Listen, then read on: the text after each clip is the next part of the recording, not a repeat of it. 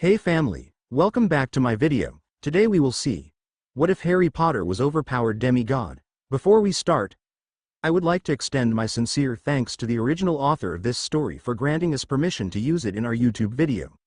Your generosity is greatly appreciated. The author's creation and the original story's link in the descriptions, please do check that first. October 1979, in a dark and gloomy grotto somewhere in England, a couple were busy moving some stones and drawing on the ground. One of them was a man with dark messy hair, brown eyes and round glasses. He was placing the stones in strategic places. His companion, a woman with crimson red hair and green eyes, was drawing a circle on the ground with a piece of chalk. And the stones were situated on the edges of the circle. Meanwhile, there was an open book in the center of the circle. The woman placed a hand on her stomach and spoke. "James, are you sure about this? I know that you want to get back at that bitch, Electo Caro, for her impotency curse on me. I want to skin her alive just as badly. Is this ancient Greek fertility ritual really the answer? Also, do Sirius, Remus and Peter know about this?" He replied, "Padfoot does. He was the one who gave it to me in the first place. He had to search pretty darn deep in the Black Library. I was hoping to surprise Moony and Wormtail. Don't worry Lily, we'll get our revenge." Finally, James finished drawing and took out his wand. Lily stepped in the circle as well and the two began chanting in ancient Greek. Elsewhere, in the forest of Dean, Artemis, goddess of the hunt and moon, knelt and examined the fresh tracks in front of her. Her most trusted lieutenant, Zoe Nightshade, knelt next to her. Zoe spoke. "The beast won't be far now. 'Tis a good hunt for us, my lady. King Lycaon's right-hand man, Fenrir Greyback, is proving to be a very crafty opponent." "I agree, Zoe, it won't be long before Greyback's severed head adorns my tent."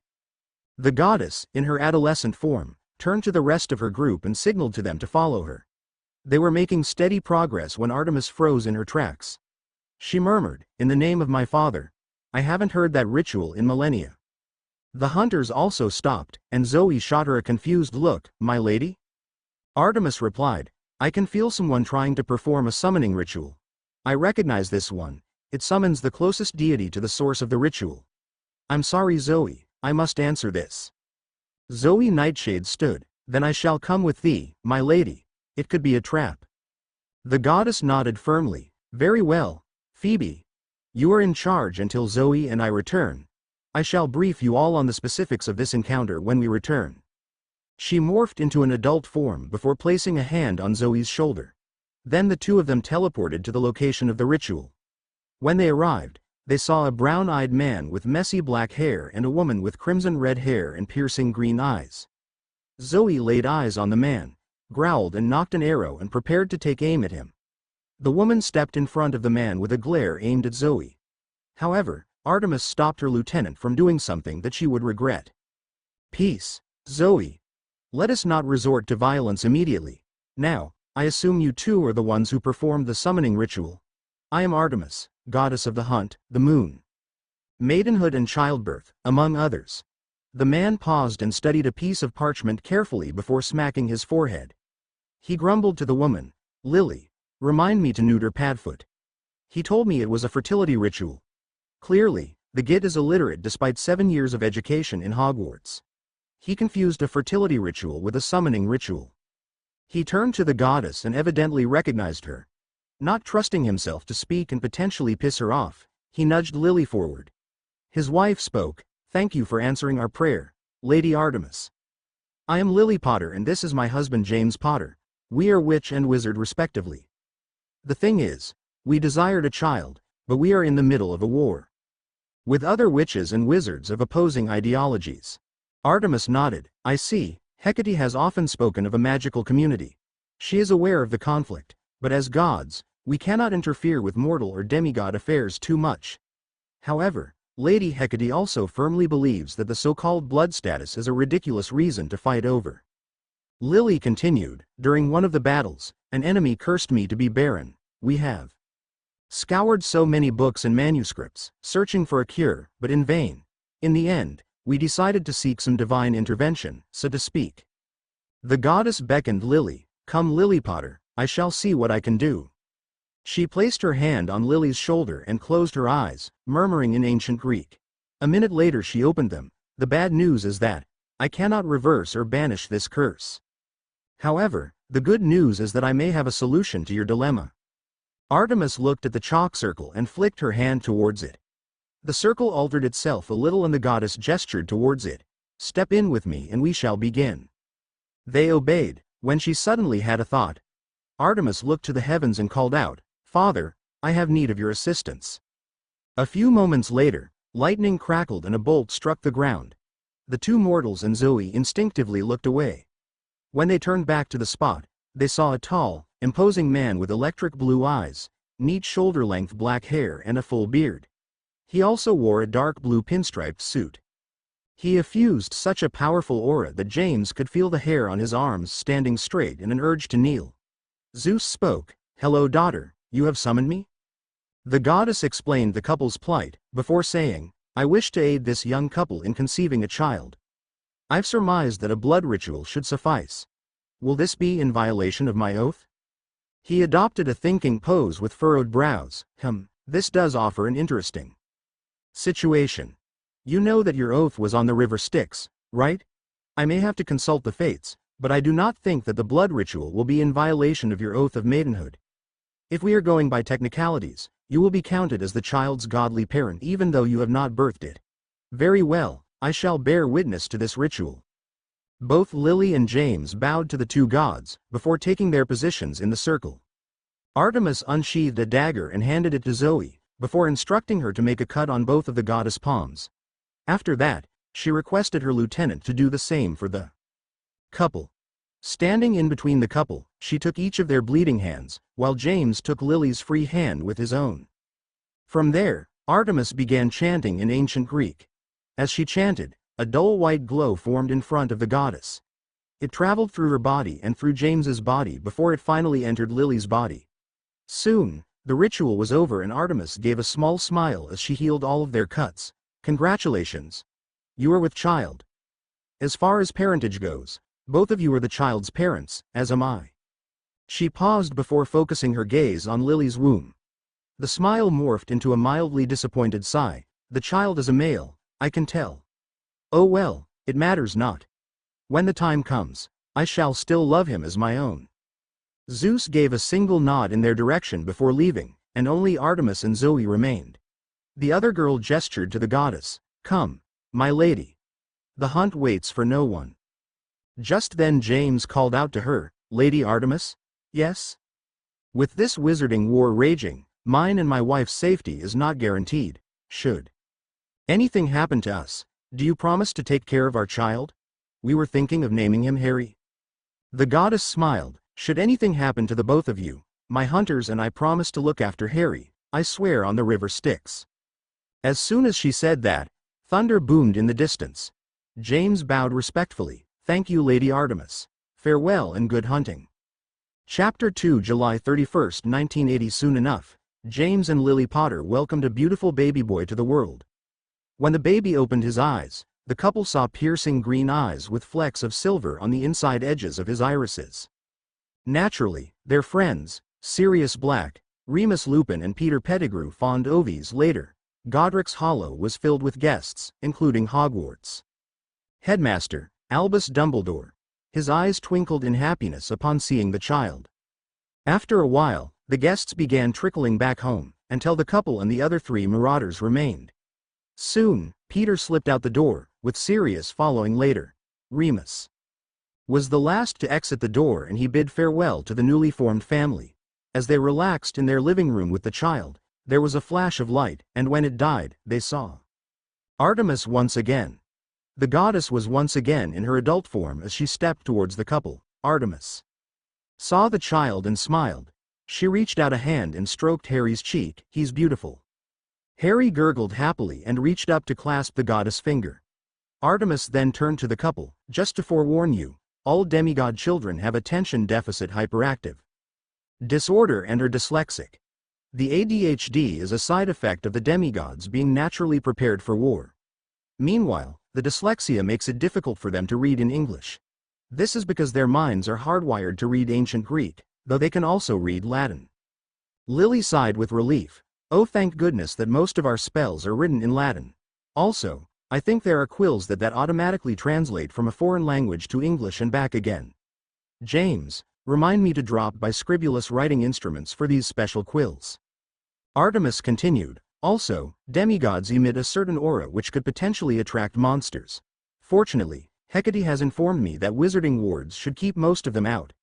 My lieutenant, Zoe, scouted Hogwarts School of Witchcraft and Wizardry last week. Her report suggests that the wards around the school will keep out monsters unless deliberately allowed in. Lily and James's rapidly paling faces calmed down a little. Just then, the front door opened suddenly and Remus walked in. Hey, I think I left my...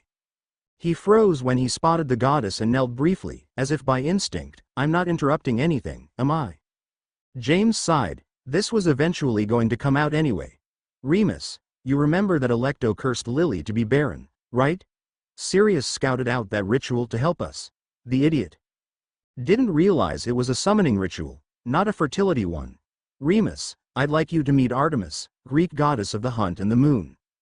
He nodded and stayed down with his head bowed. Ah, that explains why I had the sudden urge to kneel. Well met, Lady Artemis. James Potter continued. Anyway, she performed a ritual where she helped Lily conceive. The catch is that she is also Harry's mother, if we're being really technical. Remus got up. I understand, and you have my thanks, Lady Artemis. She turned to him and fixed her piercing silver eyes on him. Then the goddess spoke. You have the mark of the lichen, and have been fighting it. Remus sighed. I'm afraid so, my lady. It is a curse that I have to bear for the rest of my life. Due to my affliction, once I register with the Ministry of Magic, employment will be hard to come by. This because the ministry has passed several laws classifying werewolves as dark creatures and unfit for employment. Her face grew grave. 'Tis a shame. Though I have an idea. For just over a year now, my hunters and I have been tracking Fenrir Greyback, right-hand man of King Lycaon, as a fellow werewolf. If you have any information on his movements, I would appreciate it if you pass it on to me. In return, I shall give you my blessing to suppress your werewolf instincts during the full moon. A stunned Remus stuttered. Thank you, my lady. I will not let you down. She waved her hand and a potion materialized in front of her. Artemis handed it to Lily, explaining, this is a potion that Lady Hecate has worked on with one of her sons, Damocles Belby, if I'm not mistaken. She is officially calling it the Wolfsbane potion, and it suppresses the werewolf's more animalistic behavior. It isn't a cure, but it simply makes things easier for the affected werewolves. Additionally, it only works on people who have been bitten by Lycaon's minions like Greyback, not by Lycaon himself. Just then, thunder boomed in the distance, and the goddess made for the door. She said, I have to go now, Father is summoning us. Before I go, I want you three to promise to not reveal to anyone Harry's true parentage until the time is right. James suddenly had an idea. He murmured to Lily and Remus, remember when Dumbledore suggested that we go into hiding at Godric's Hollow and have a secret keeper? I was thinking that we do the same for this secret and make Remus the secret keeper. Sirius is already the secret keeper for our location. The red-headed woman nodded. Good idea. They quickly performed the charm and bound the secret to Remus. Admittedly, it took nearly 6 months before they let Sirius in on the secret. This was when he suggested that they switch secret keepers and use Peter instead of him. This was mostly because the Death Eater attacks had intensified and that kept everyone busy. After they made Peter the secret keeper, it was hard to get him alone to divulge the secret of Harry's lineage to him. October 31st, 1981. James turned to Lily and he had a worried look on his face. I've been trying to get hold of Peter to tell him the truth of Harry's parentage. However, he isn't answering. I've sent Sirius to check on him and bring him over. She nodded and went to the bedroom to lay Harry to sleep. Suddenly, there was a chime, and James looked up in alarm. He cursed under his breath. Someone's trying to break in. Peter must have squealed. If we survive this, I am going to throttle that rat. At the same time, Lily rushed around, grabbing a few books and her wand. Fortunately, Harry was still asleep, so she was able to work undisturbed. While all that was going on, the front door was blasted inwards, and in stepped Lord Voldemort. A frantic James fumbled for his wand, all the while yelling, Lily, take Harry and go. It's him. Go. Run. I'll hold him off. The Dark Lord cackled before raising his own wand and bellowing, Avada Kedavra. When the dreaded curse struck true, James Potter left the mortal plane. Voldemort sneered before continuing to the bedroom that housed Lily Potter and his target, Harry Potter. He forced the bedroom door open and gazed at his targets, batting away a curse that she flung at him. The Dark Lord swiftly disarmed her and advanced towards the crib. However, she stood in his way, defiantly. She pleaded, not Harry, please, not Harry. Rapidly losing patience, he gritted out, stand aside, you silly girl. Stand aside now. She ignored him, not Harry. Take me instead. Kill me instead. This is my last warning. Not Harry. Please. Have mercy. Have mercy. Not Harry. I'll do anything. Patience all gone, he whipped out his wand again and cast the killing curse. As she slumped over, dead, he turned to his final target. Voldemort gazed at the child, who had awakened due to the commotion. He raised his wand one final time. Outside the house, a vivid green light tinged with pink, illuminated from the windows before all was still. Minutes later, Sirius Black apparated in and rushed inside the house. The first thing that greeted him was the sight of his brother in all but blood, lying lifeless on the floor. With dread filling his body, he rushed to the bedroom, where he saw Lily's lifeless body. Thankfully, Harry was still alive, somehow, and was bawling away. There was no sign of Voldemort, apart from a discarded tattered black robe on the floor in front of the crib. Sirius picked up the wailing boy and gently rocked him until he fell asleep. The two walked out of the house to see a large burly man with straggly black hair and beard. Sirius approached him and gingerly handed the baby. Hey Hagrid. I need a favor. Get Harry to Dumbledore so that he can put him somewhere safe. I'll be back after I find a certain dirty rat for betraying James and Lily. My motorbike's over there in that. He apparated away for parts unknown. Hagrid adjusted his grip on Harry and placed him in a small basket lined with soft cloth. He then climbed on the motorcycle and took off with Harry in the sidecar. Elsewhere in Little Whinging, Surrey, Hagrid touched down in a seemingly ordinary suburb, and met two others. One was an old man with some pretty garish-looking robes. The other was a stern-looking woman with a pointed black hat. Meanwhile, Hagrid was still gingerly cradling Harry.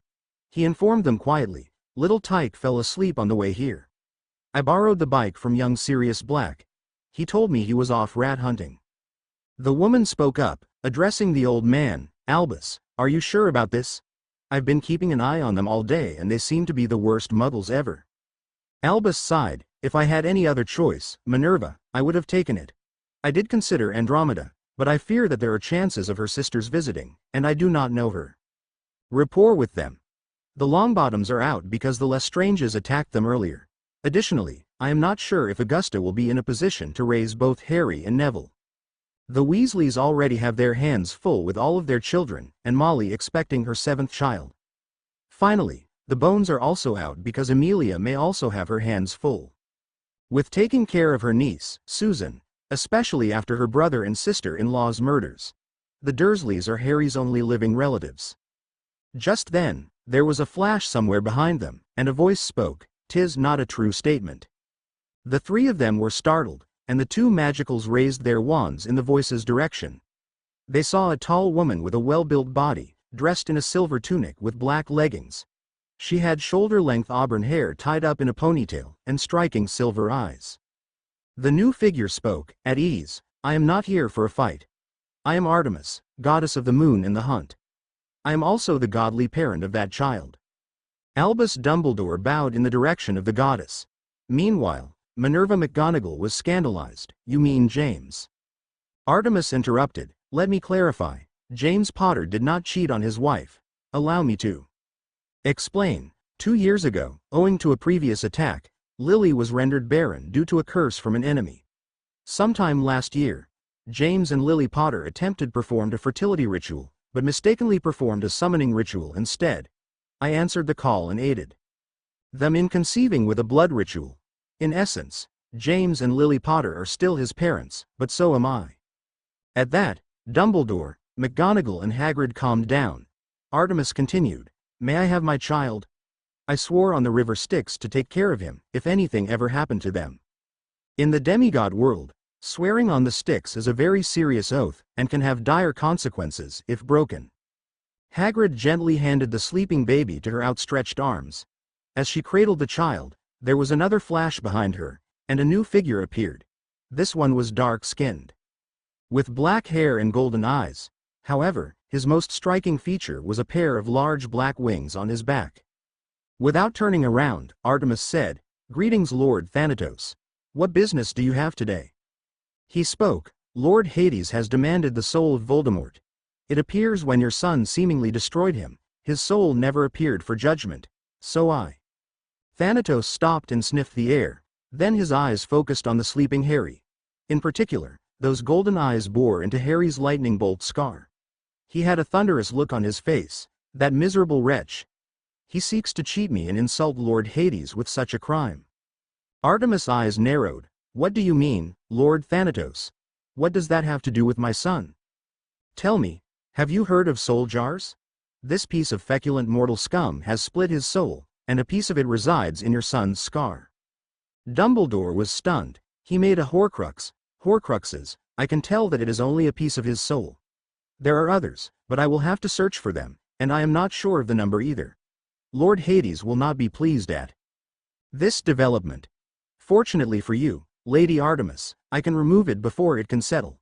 Any later than this would mean that the container would be harmed. She did not hesitate. Do it. Remove this foul taint from my son. I will not see my child harmed, if I can help it. He placed an inky black finger on the scar, and it glowed. When he pulled it away, a dark wispy substance was pulled from the scar. Thanatos quickly grabbed it and threw it to the ground. It then sank all the way down, hopefully to the underworld. With a nod in their direction, Thanatos disappeared away. Artemis checked her son, and was relieved to find that he was breathing fine. She then turned to the gobsmacked trio of wizards and witches. I believe it is time we bid farewell. I can promise you, Harry will be well looked after. My hunters have promised to help raise him into a fine young man. Do not worry, he shall still attend Hogwarts when he is of age. Oh, and before I leave, I must warn you that a side effect of being a demigod is attention deficit hyperactive disorder. This is because demigods' brains are hardwired for battle. Additionally, they are also diagnosed with dyslexia, so demigods can only read and write ancient Greek or Latin. Dumbledore bowed. Thank you, Lady Artemis, it was an honor making your acquaintance. I look forward to seeing Mr. Potter at Hogwarts soon. Worry not, we shall make the necessary arrangements when the time comes. Chapter 3 The goddess teleported away with Harry in her arms, and reappeared in the middle of a forest. This did not faze her, because she knew that she and her hunters had set up base nearby. With that, she walked towards their base, still holding Harry, who snuggled into her. Before long, she reached the hunters' camp and Zoe went to meet her first. Zoe noticed Harry in her arms and bowed. My lady, I take it something happened to thy son's mortal parents? I'm afraid so, my lieutenant. Harry will be staying with the hunt for some time. When he is older, we shall send him to Camp Half-Blood. The other hunters also approached them. A fair number of them cooed over the baby sleeping in the goddess' embrace. Artemis was a little thankful that the girls accepted her decision.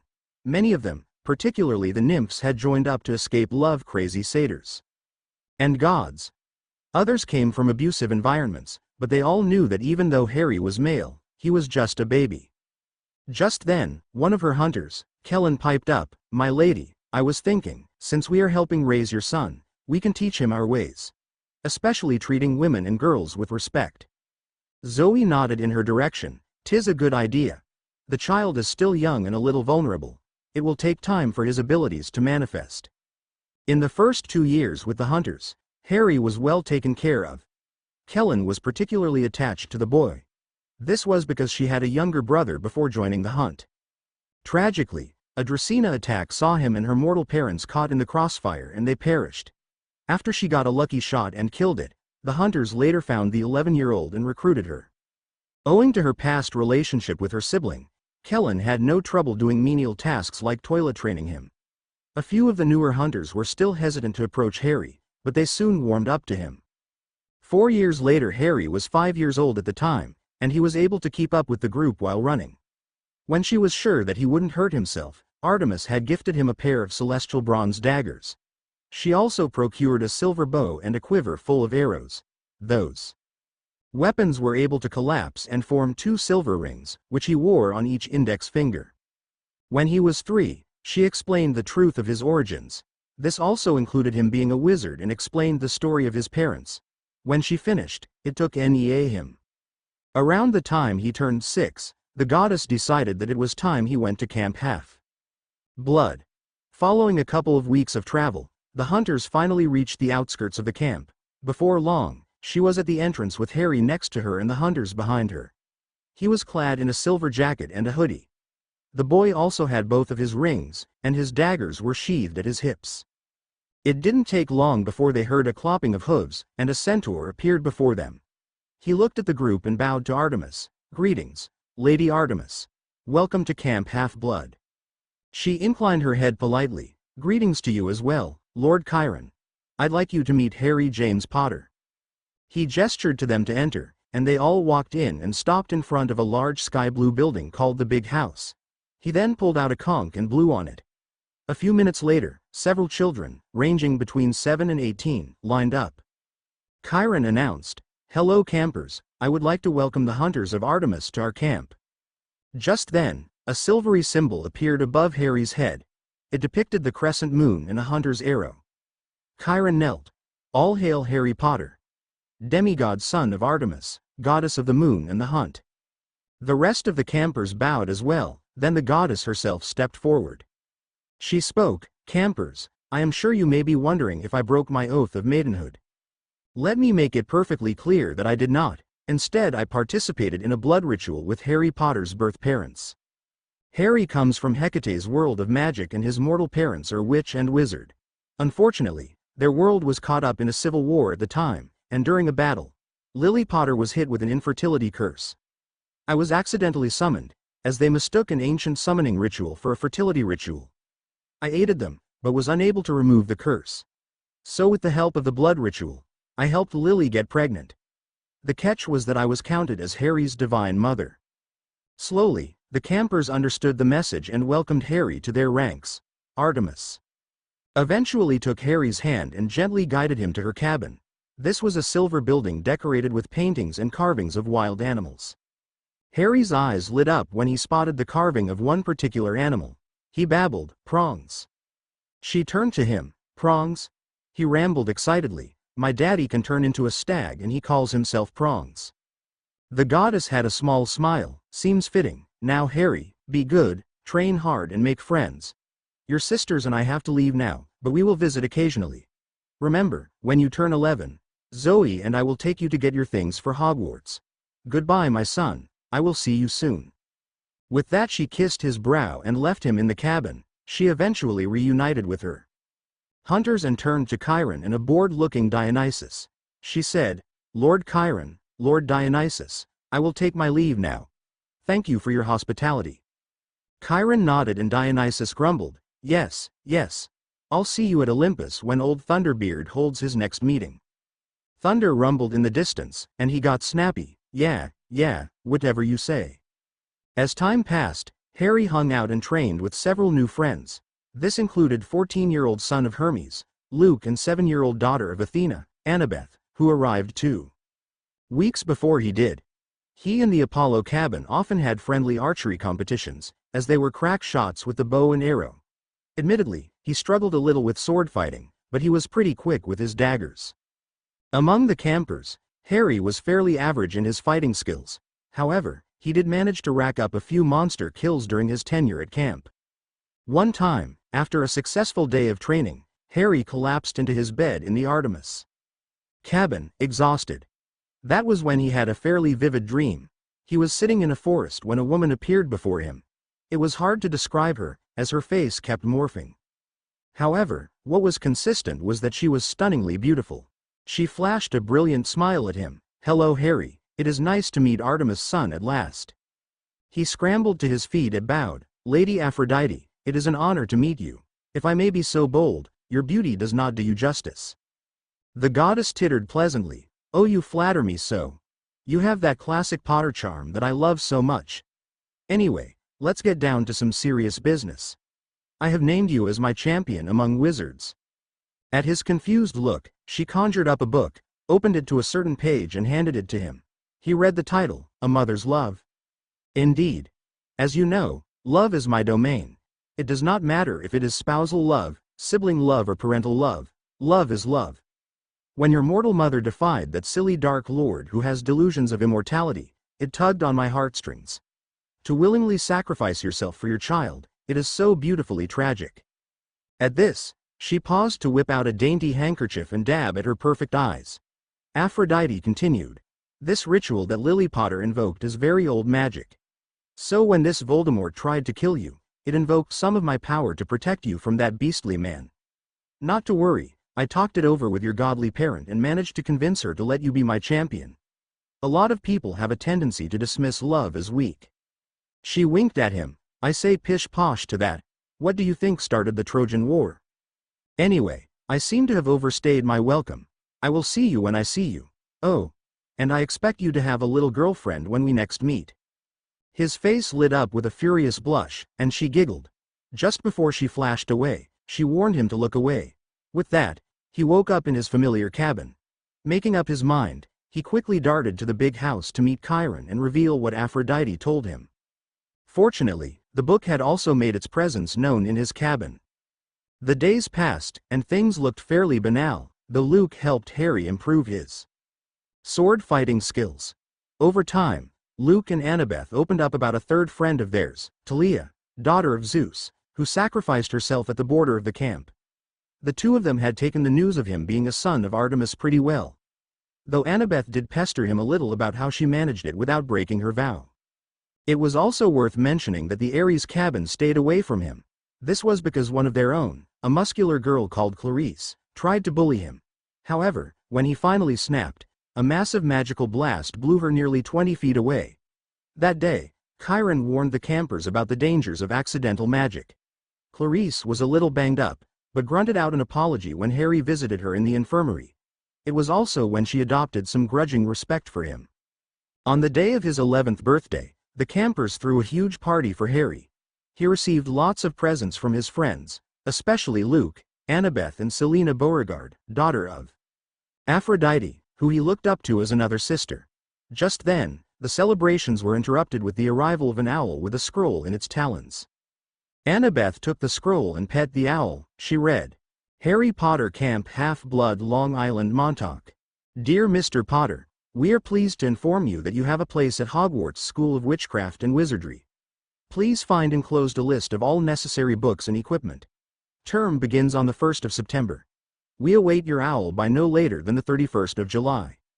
She had a sudden realization, but today is the 31st of July. Harry, you must hurry. Obliging her, he quickly wrote a reply and walked to the edge of the forest where they usually played capture the flag.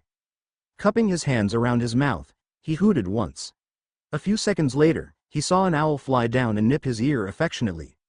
Apparently, he inherited Artemis' affinity for zoolingualism. Annabeth had tested him with various animals when she found out, much to Luke's laughter. He rolled up the Scrohe owl, while stroking it lovingly. Before long, he sent it on its way back to England, while he went to make an iris message to Zoe and the hunters about this new development. Chapter 4. I do not own Harry Potter nor do I own Percy Jackson and their respective characters. All rights go to J.K. Rowling and Rick Riordan respectively. August 12, 1991. After days of traveling across New York to a harbor, and hitching a ride on a cruise ship, Harry, Zoe, Artemis and Phoebe finally reached London. Artemis managed to get the address of the Leaky Cauldron from Lady Hecate. When the four of them entered the decrepit pub, Albus Dumbledore waved them over from a nearby table.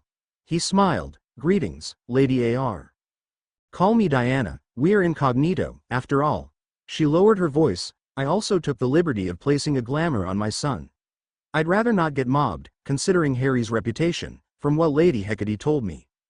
He whispered back, I understand. Greetings, Diana. I must admit, this isn't the usual protocol for the headmaster to meet a student and introduce them to the wizarding world. Unfortunately, Professor McGonagall is a little stretched thin, and none of the other faculty are aware of Harry's true origins. Besides, this needed a more personal touch. Who are your companions? Artemis gestured to the two girls and spoke softly. This is Phoebe, daughter of Ares, god of war, and a fellow hunter.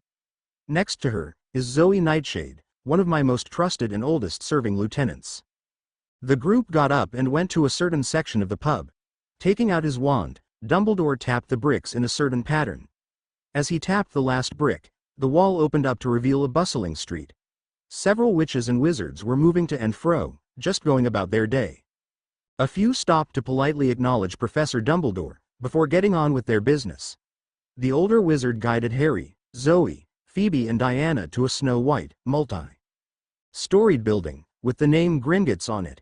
He slipped a key into Phoebe's hand and murmured, "Once you've finished your business, meet me at that shop over there, Florian Fortescue's ice cream parlor." Inside, Phoebe took note of the warning sign and mumbled, "Enter, stranger, but take heed of what awaits the sin of greed.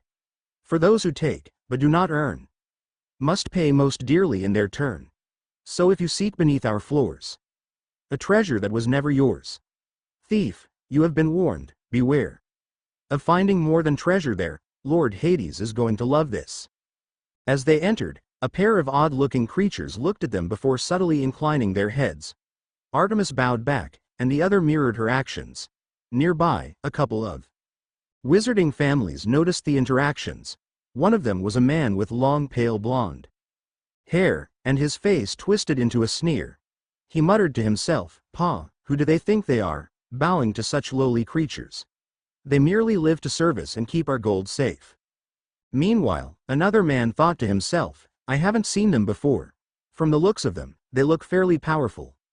I hope to interact with them soon." The goblins bowed to them, rather than them initiating the interaction. The boy looks like he is Daphne's age.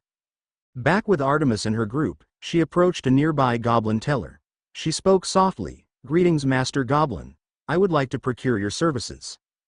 The goblin looked up and replied back softly, "Greetings, Lady of the Moon.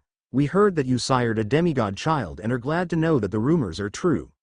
We had no idea that said child was a wizard as well. Do you have your son's vault key?" Phoebe wordlessly handed the key to the goblin.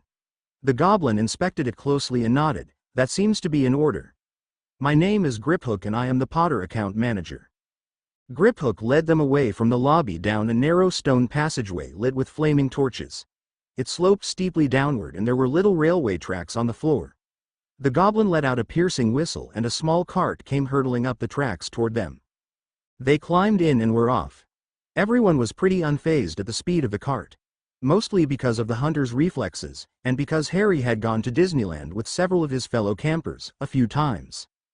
Eventually, the cart stopped by a small door in the passage wall. One by one, they all filed out of the cart. Griphook unlocked the door, and it opened with a lot of green smoke billowing out. When it finally cleared, Harry spotted mounds of gold coins, columns of silver coins and heaps of little bronze coins. Griphook explained, "The gold ones are galleons, the silver coins are sickles and the bronze ones are nuts." Zoe inquired, "How much is that in drachmas or American dollars?" The goblin tapped his gnarled chin thoughtfully, "I will have to get back to you on that. We have a branch in America, which may be able to answer. If I'm not mistaken, it is Whisked Alley in Los Angeles, California." Zoe nodded, "We thank thee, Master Goblin. Come Harry, withdraw thy allowance and we shall be off." He nodded vigorously, "Yes, big sister Zoe." With that, the boy scampered in and filled a pouch with an assorted handful of galleons, sickles and nuts. After another thrilling cart ride, the quartet met with Professor Dumbledore at Florian Fortescue's ice cream parlor. Apparently, it was the first time Zoe had tasted ice cream, and the immortal girl practically wolfed down her cone, ignoring Harry's warning. A moment later, she regretted it, and she clutched her head in agony. Harry rubbed her back soothingly, "I told you to slow down, big sister. If you eat it too quickly, you will get brain freeze." She groaned as she massaged her temples, "I am truly sorry for not heeding thy warning, Harry. Next time, this infernal, but delicious meal shall not best me." Artemis gently chided, "Zoe, I told you that nobody speaks like you do anymore. It has not been that way for centuries." Zoe grumbled, "I hate this language, it changes too much." Dumbledore tilted his head in confusion, "Diana, how long have you known Miss Nightshade? I know you mentioned that she is your oldest companion, but—" She raised a hand to stop him, I understand what you were about to ask. One of the benefits of being a hunter is semi-immortality and eternal youth. Of course, no male has ever been accepted into the hunt, not since Cypriotes, Orion and Hippolytus. Tragically, Orion and Hippolytus have since passed on. This immortality comes at a price, though. The girls who join must swear off falling in love. Additionally, the immortality only lasts so long as they do not perish in battle. Zoe has been by my side for nearly 2 millennia. The wizard was impressed, and just like that, they talked for a while longer until the headmaster had to leave and go back to Hogwarts. The goddess elected to continue shopping for supplies, but not before he told them how to get to the Hogwarts Express. After trips to Madame Malkin's robes for all occasions, flourish and blots, and getting his potion supplies, the group finally headed to Ollivander's, makers of fine wands. As they entered, a tinkling bell rang somewhere in the depths of the shop. The quartet took in the surroundings, when a quiet voice broke the silence. It spoke, "Good afternoon." The voice died in its throat, as the owner suddenly registered 2 drawn silver arrows pointing in his direction. Artemis jumped in to de-escalate the situation before things got out of hand. She sharply ordered, "Zoe, Phoebe, stand down, both of you." The goddess turned to the gulping man. "I take it you are Ollivander? I think it would be wise to not startle my companions." Noted, and may I say, it is truly an honor to host a goddess in my humble shop. I am Garrick Ollivander. Ah yes, yes, yes. I thought I'd be seeing you soon. Harry Potter. You have your mother's eyes, both of them. It seems only yesterday your mortal mother was in here herself, buying her first wand. 10¼ inches long, swishy, made for charm work. Your father, on the other hand, favored a mahogany wand. 11 inches. Pliable. A little more power and excellent for transfiguration. Well, I say your father favored it. It's really the wand that chooses the wizard, of course. Shall we get started? He asked Harry for his dominant arm, and to his surprise, Harry said that he was ambidextrous. Ollivander mused. Yes, I suppose it comes from your time in the hunt. Not to worry, I can work with that. Harry had both arms measured, shoulder to finger, then wrist to elbow, shoulder to floor, knee to armpit and round his head. All the while, the older gentleman was babbling about wand cores. He handed Harry his first wand, but soon had it snatched back. This continued on, until he finally settled on a holly wand with a phoenix feather. As soon as he touched it, he felt a sudden warmth in his fingers. He raised the wand above his head, brought it swishing down through the dusty air, and a stream of red and gold sparks shot from the end like a firework, throwing dancing spots of light onto the walls. Mr. Ollivander cried, "Oh, bravo. Yes, indeed, oh, very good. Well, well, well. How curious, how very curious." He kept muttering, "Curious, curious." Finally, Phoebe asked, "What's curious?" Mr. Ollivander fixed Harry with his pale stare. "I remember every wand I've ever sold, Mr. Potter. Every single wand. It so happens that the phoenix whose tail feather is in your wand gave another feather. Just one other. It is very curious indeed that you should be destined for this wand when its brother gave you that scar on your forehead." He gestured to the scar, which had faded a lot, but was still there. Soon, Harry staggered out of the shop, 7 galleons poorer, but with his new wand. Artemis knelt in front of Harry and held him by the shoulders. Her silver eyes met his emerald and silver eyes, and she said, "Harry, listen to me loud and clear. It is not the wand that matters, it is the person behind the wand. Nothing will ever stop me from being proud of you. I'm sure your mortal parents would say the same." He hugged her and she reciprocated the gesture. When she broke the hug, she took his hand. "Shall we go now? We have some safe houses where we can stay until it is time for you to leave for Hogwarts." "Yes, Mum. Come, girls. Let us depart." Chapter 5. On September 1st, Kellen and 2 other hunters, Sasha and Lyra, accompanied Harry to King's Cross Station. Artemis was unable to make it, as she had her duties at Olympus, while Zoe and Phoebe could not abandon their posts, so Kellen and the 2 hunters volunteered. They loaded his trunk in the back of a rental car, while Harry held a cage containing a beautiful snowy white owl called Hedwig, a gift from Annabeth.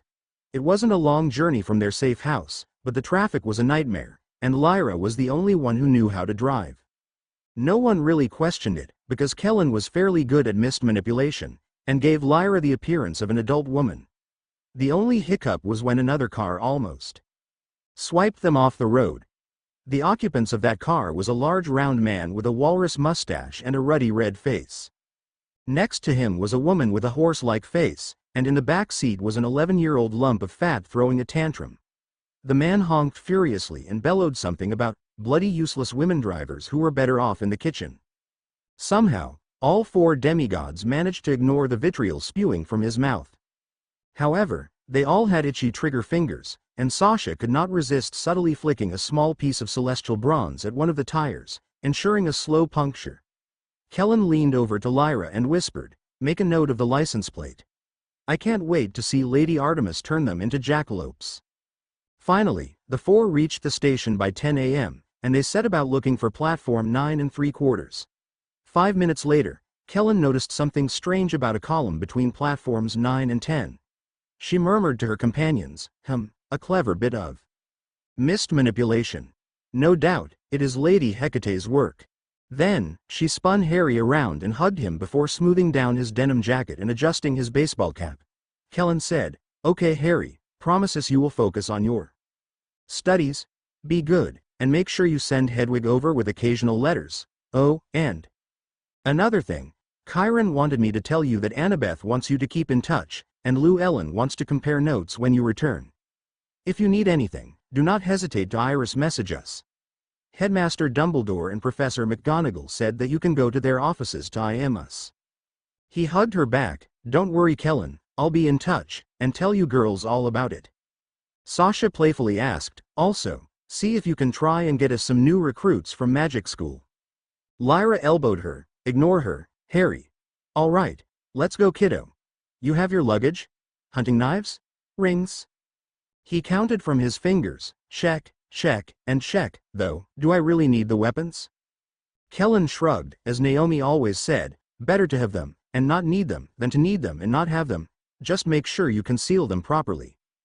They were about to make a run for the pillar, when Harry spotted a lost-looking family. The family of 3 were led by a bushy-haired brunette, pushing a luggage cart, looking around. Harry eventually caught her eye and he went up to them. He spoke up, "Hey, I couldn't help noticing that you 3 looked a little lost." Harry leaned in and whispered to the girl, "I'm assuming you're going to Hogwarts?" The girl nodded excitedly and started rambling, "Yes, I've been reading all the books in preparation for Hog." He quickly clamped a hand over her mouth, earning him an indignant look. Harry hissed back, "Be careful. In the wizarding world, there is a statute of secrecy. We are in a public place, and if you shouted it out, you and your parents could get into trouble.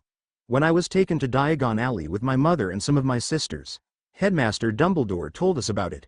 According to him, non-magicals who accidentally find out, have their minds wiped about the knowledge of magic. Why do you think I was whispering to you?" Her face paled, and when he removed his hand, she quietly stammered an apology. Harry shrugged and gestured them towards Kellen, Sasha and Lyra. Sasha spoke up, "Come on kiddo, you have to go, now. We'll see you at home later, either on Christmas or when the year ends." With a nod in their direction and a wave goodbye, Harry charged at the wall, and promptly phased through it. A few seconds later, the girl also followed him. They eventually emerged on the other side of the magical barrier, and the first thing that greeted them was a massive red steam engine, with smoke billowing from its chimney. Just as they finished admiring the engine, there was a commotion behind them. Harry and the girl spun around to see a group of 4 red-headed boys coming through the barrier. One of them, the oldest, noticed their wide-eyed looks and spoke, "I take it you 2 are first years? Ron's a first year too. Why don't you 3 stick together and find a compartment? It'll do you good to make some friends. I'm Percy Weasley, I'm a prefect." The 3 of them quietly shuffled into an empty carriage, with Harry calling dibs on the window seat. Harry fished out a Rubik's Cube and began fiddling with it so that he could curb his ADHD tendencies. As he twisted and turned, he noticed a spot of dirt on the boy, Ron's nose, but decided to be polite and ignore it. However, the girl had no such reservations. She glanced at Ron as if he was a bug on her shoe, and spoke, "You've got dirt on your nose, you better wipe it off." His ears glowed red in embarrassment and he took out a handkerchief and rubbed his nose vigorously. Eventually, the train moved off the platform and they were on their way. The three of them sat in an uncomfortable silence, with Harry still fixated on his Rubik's Cube, when he had a the still unknown girl, multitasking. "Hey, I'm sorry, but I don't think I got your name. I know Ron's because his brother mentioned it. Unfortunately, we didn't get a chance to introduce ourselves to each other." She flushed a little. "Sorry, I'm Hermione Granger. Ron Weasley." He stopped fiddling and shook her hand. "Harry Potter, nice to meet you too." Their jaws dropped, and Ron gasped, "Bloody hell. And have you really got, the scar?" Harry shrugged and took off his baseball cap. "Not much left of it, it's faded a lot." Hermione queried, "Are you really? I know all about you, of course. I got a few extra books for background reading, and you're in modern magical history and the rise and fall of the dark arts and great wizarding events of the 20th century. Harry grimaced. "I had a look at those books too. Only modern magical history is accurate, that I somehow defeated him and no one knows what exactly." She looked scandalized. But, books don't lie. The other books said that you used some high-level magic to defeat you-know-who." He snapped back. "I was a baby. What kind of magic would I be able to do at the age of 1? Also, books aren't the only source of information. I have never given any sort of interview about the attack, because firstly, I do not remember everything, and secondly I hate being in the spotlight. I already had enough of it back at summer camp. Suppose someone wrote a book about you and described you as a girl with blonde hair, dark skin and a missing arm." She crossed her arms, looked at him haughtily and retorted, "But that's not how I look." He put his cap back on his head and fired back, "But it was written in a book, and by your logic, books don't lie. If there's one thing I've learned, it's that history is always written by the winners. Take World War II, for example. Everyone now knows the atrocities of the Nazis. But what if the Germans won the war? They would have written history a lot differently." The girl flinched at the sight of his emerald and silver eyes, which looked a little intimidating. She deflated. "You're right, I'm sorry." He turned to Ron, and "Ron, from what my adopted mum told me, the scar was actually the remnants of a dark curse, but she quickly consulted some experts and had the curse removed." Ron nodded, then asked, "What's World War II?" Naturally, Hermione and Harry gave him a Cliff's Notes explanation. Harry revealed that the war was just a cover for Grindelwald's own actions in the conflict. Obviously, he neglected to mention demigods, since that was something he didn't want getting out just yet. After a few minutes of silence, there was a small knock on the compartment door. It slid open and a round-faced boy with dirty blonde hair peeped in. "Sorry, but have you seen a toad at all? I've lost him. He keeps getting away from me." Ron pulled out a fat sleeping rat. "Nope. There's only scabbers here. Sorry, mate." Harry got up, figuring that walking around would help him not be so fidgety. He queried, "Do you need me to help you search?" His face lit up with a grateful smile. "I'd love that, thanks." Harry and the boy walked along the train, peering into different compartments, but there was no sign of the critter. Some politely dismissed them, others were a little more rude, especially a boy with slick blonde hair. Just then, Harry had a thought. "Hey, have you checked the lavatories? Your toad must have been looking for some cool damp places." They hurried to the lavatories, and as soon as he entered, Harry emitted a low croaking sound. This startled the boy, who gazed at him in wonder. Just then, there was an answering croak, coming from near the wash basin.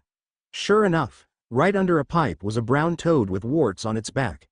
The boy cried blissfully, "Trevor, I've been looking everywhere for you." Harry scooped up Trevor, opened a tap and held the toad under the running water. He advised, "He was a bit too dry. I'd suggest keeping him hydrated at frequent intervals." He thanked Harry, then asked, "Is it all right if some of my friends join you in your compartment?" Harry grinned. "Sure thing. I'd be glad to make more friends." With that, they split up and Harry reunited with Ron and Hermione and resumed playing with the cube. Eventually, the boy turned up again, with two girls with him. One was a tall blonde girl with pigtails, and the other was shorter with copper-red hair. The boy was a little red-faced. "Sorry, I forgot to introduce myself. I'm Neville Longbottom." He gestured to the blonde and redhead, "And these are my friends, Hannah Abbott and Susan Bones." Harry put down the cube once again and stuck out his hand. "I'm Harry Potter, that's Ron Weasley and Hermione Granger. Thankfully, they didn't make such a big deal, aside from brief wide-eyed looks. As they talked, Neville had a though, "Hey Harry, when you helped me search for Trevor, were you croaking at him?" Harry blushed and rubbed the back of his head sheepishly. "Yeah, about that. Apparently, I am a zoolinguist." At their blank looks, he explained, "I can talk to any animal and understand them." Susan was impressed. "Wow. That's actually pretty rare, though if I may make a suggestion, you should keep your ability on the down low. Especially when it comes to interacting with snakes. Magical Britain doesn't look too kindly on snake speakers, since you know who could speak to snakes, and the Ministry considers Parseltongue as dark magic." Hannah piped up, "Outside Britain, it isn't actually considered dark magic. I remember 2 years ago, my family and I took a vacation to Australia. At any wizarding tourist agency, Parseltongue was a compulsory requirement for tour guides." Ron was confused. "Why?" She replied, "As it turns out, Australia is home to the most species of deadly snakes and spiders. So, parselmouths are needed to warn snakes to stay away from tourists. Meanwhile, they also have to compulsorily learn the spider-repelling charm." Ron shuddered. "I don't think I like Australia. I hate spiders. When I was younger, the twins transfigured my teddy bear into a spider. Ever since then, I have been scared of them." Sometime later, the compartment door flew open again. The blonde boy from earlier swaggered in, flanked by 2 thuggish-looking boys, one of whom was picking his nose. He took in the 6 of them. "Is it true? They're saying all down the train that Harry Potter's in this compartment. So it's you, is it?" Harry immediately got a bad vibe from the boy. He seemed to be exactly the type of male that his mother would turn into a jackalope. Having lived in the hunt for a few years, he had seen his fair share of disrespectful males, many of whom were turned into jackalopes and hunted. He finally packed the cube in his trunk and replied, "That's me." "Oh, this is Crabbe and this is Goyle," said the pale boy absently gesturing to his 2 companions, "and my name's Malfoy, Draco Malfoy." Ron choked down a snort, and Malfoy shot him a poisonous look. "Think my name's funny, do you? No need to ask who you are. My father told me all the Weasleys have red hair, freckles, and more children than they can afford." He took in the others. "Longbottom, I'm surprised they let you attend. I thought you were a filthy squib." Neville's hand twitched, and Hannah inched closer to him, getting ready to potentially restrain him. Malfoy glanced at Susan and Hannah. "Bones, Abbott." He glossed over Hermione and turned back to Harry, holding out his hand. "You'll soon find out some wizarding families are much better than others, Potter. You don't want to go making friends with the wrong sort. I can help you there." Harry took his hand, but didn't shake. Instead, he spoke in a low voice, "I appreciate the advice, but I'd rather make my own conclusions about whom I wish to associate with." With that, he squeezed Malfoy's hand hard, making the other boy wince a little. When Harry let go, he looked at his own hand. "Apologies, it seems I underestimated my own strength." Malfoy wiggled his hand and glowered. "I'd be, Potter. Unless you're a bit politer, you'll go the same way as your parents. They didn't know what was good for them, either. You hang around with riffraff like the Weasleys and that Hagrid, and it'll rub off on you." Harry's eyes narrowed, and Crabbe and Goyle instinctively flinched. As his eyes were pretty scary, he spoke menacingly. "Was that a threat, Mr. Malfoy? I suggest you leave." The boy sneered. "What if we don't want to?" Harry noticed a still sleeping Scabbers in the corner of his eye. However, he didn't want to risk exposing his zoo-linguistic skills, especially not in front of Malfoy. Fortunately, he was saved when Percy Weasley suddenly appeared behind them. "Ahem, is there a problem?" Malfoy lingered briefly, before weighing his options and strategically retreated, muttering, "My father will hear about this." Percy peered at the 6 remaining kids. "We're getting close now. I'd suggest you all better get changed to your robes. Also, leave your luggage on the train. It'll be taken separately." The 3 boys moved out of the compartment to allow the girls to change.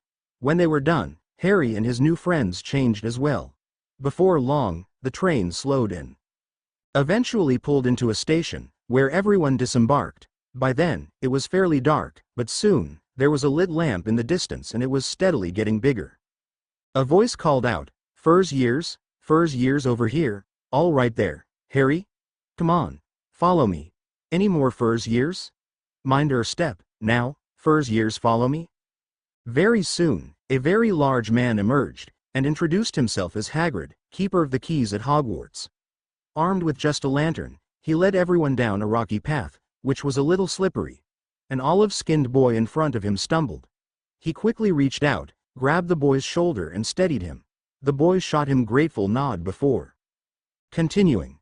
Many others slipped, but Harry had his hunter training to thank for being sure-footed. Eventually, they reached a massive black lake. On the other side of the lake, perched atop a high mountain, was a vast castle with many turrets and towers, its windows sparkling in the starry sky. "No more in 4 to a boat," Hagrid called, pointing to a fleet of little boats sitting in the water by the shore. Harry picked out a random boat, and was joined by a girl with honey blonde hair and aristocratic features. A sandy-haired boy joined him, along with a dark-skinned boy. Ron, Neville and Hannah were in another boat with a girl who had a slightly upturned nose. Susan was with Hermione and a pair of Indian twin girls. "Everyone in!" shouted Hagrid, who had a boat to himself. Right then, forward, and the fleet of little boats moved off all at once, gliding across the lake, which was as smooth as glass. Everyone was silent, staring up at the great castle overhead. It towered over them as they sailed nearer and nearer to the cliff on which it stood. "Heads down!" yelled Hagrid as the first boats reached the cliff. They all bent their heads and the little boats carried them through a curtain of ivy that hid a wide opening in the cliff face. They were carried along a dark tunnel, which seemed to be taking them right underneath the castle, until they reached a kind of underground harbor, where they clambered out onto rocks and pebbles. Harry was the first one out of his boat, and offered his hand to the girl. She hesitated slightly before taking his hand and exiting. The two boys with him disembarked on their own, after polite refusals of help. To the three's confusion, Harry doubled back to the lake, scooped up some water and went up to Neville, who was juggling his toad. After pouring the water on Trevor, the toad calmed down. Harry shot him a pointed look, and Neville flushed and mumbled an apology. "Sorry, I forgot." Then they clambered up a passageway in the rock after Hagrid's lamp, coming out at last onto smooth, damp grass right in the shadow of the castle. They walked up a flight of stone steps and crowded around the huge, oak front door. Hagrid raised a gigantic fist and knocked 3 times on the castle door. Harry secretly wondered whether he was a reformed Laestrygonian. The door swung open to reveal a tall witch with graying hair, clad in emerald green robes. Judging from her stern appearance, she could have rivaled his mother in terms of intimidation. "The Fur's years, Professor McGonagall," said Hagrid. "Thank you, Hagrid. I will take them from here." She pulled the door wide open to reveal a massive entrance hall. The stone walls were lit with flaming torches like the ones at Gringotts. The ceiling was too high to make out, and a magnificent marble staircase facing them led to the upper floors. As though she had rehearsed it, she spoke, "Welcome to Hogwarts. The start of term banquet will begin shortly, but before you take your seats in the Great Hall, you will be sorted into your houses. The sorting is a very important ceremony because, while you are here, your house will be something like your family within Hogwarts. You will have classes with the rest of your house, sleep in your house dormitory, and spend free time in your house common room. The 4 houses are called Gryffindor, Hufflepuff, Ravenclaw, and Slytherin. Each house has its own noble history and each has produced outstanding witches and wizards. While you are at Hogwarts, your triumphs will earn your house points, while any rule breaking will lose house points.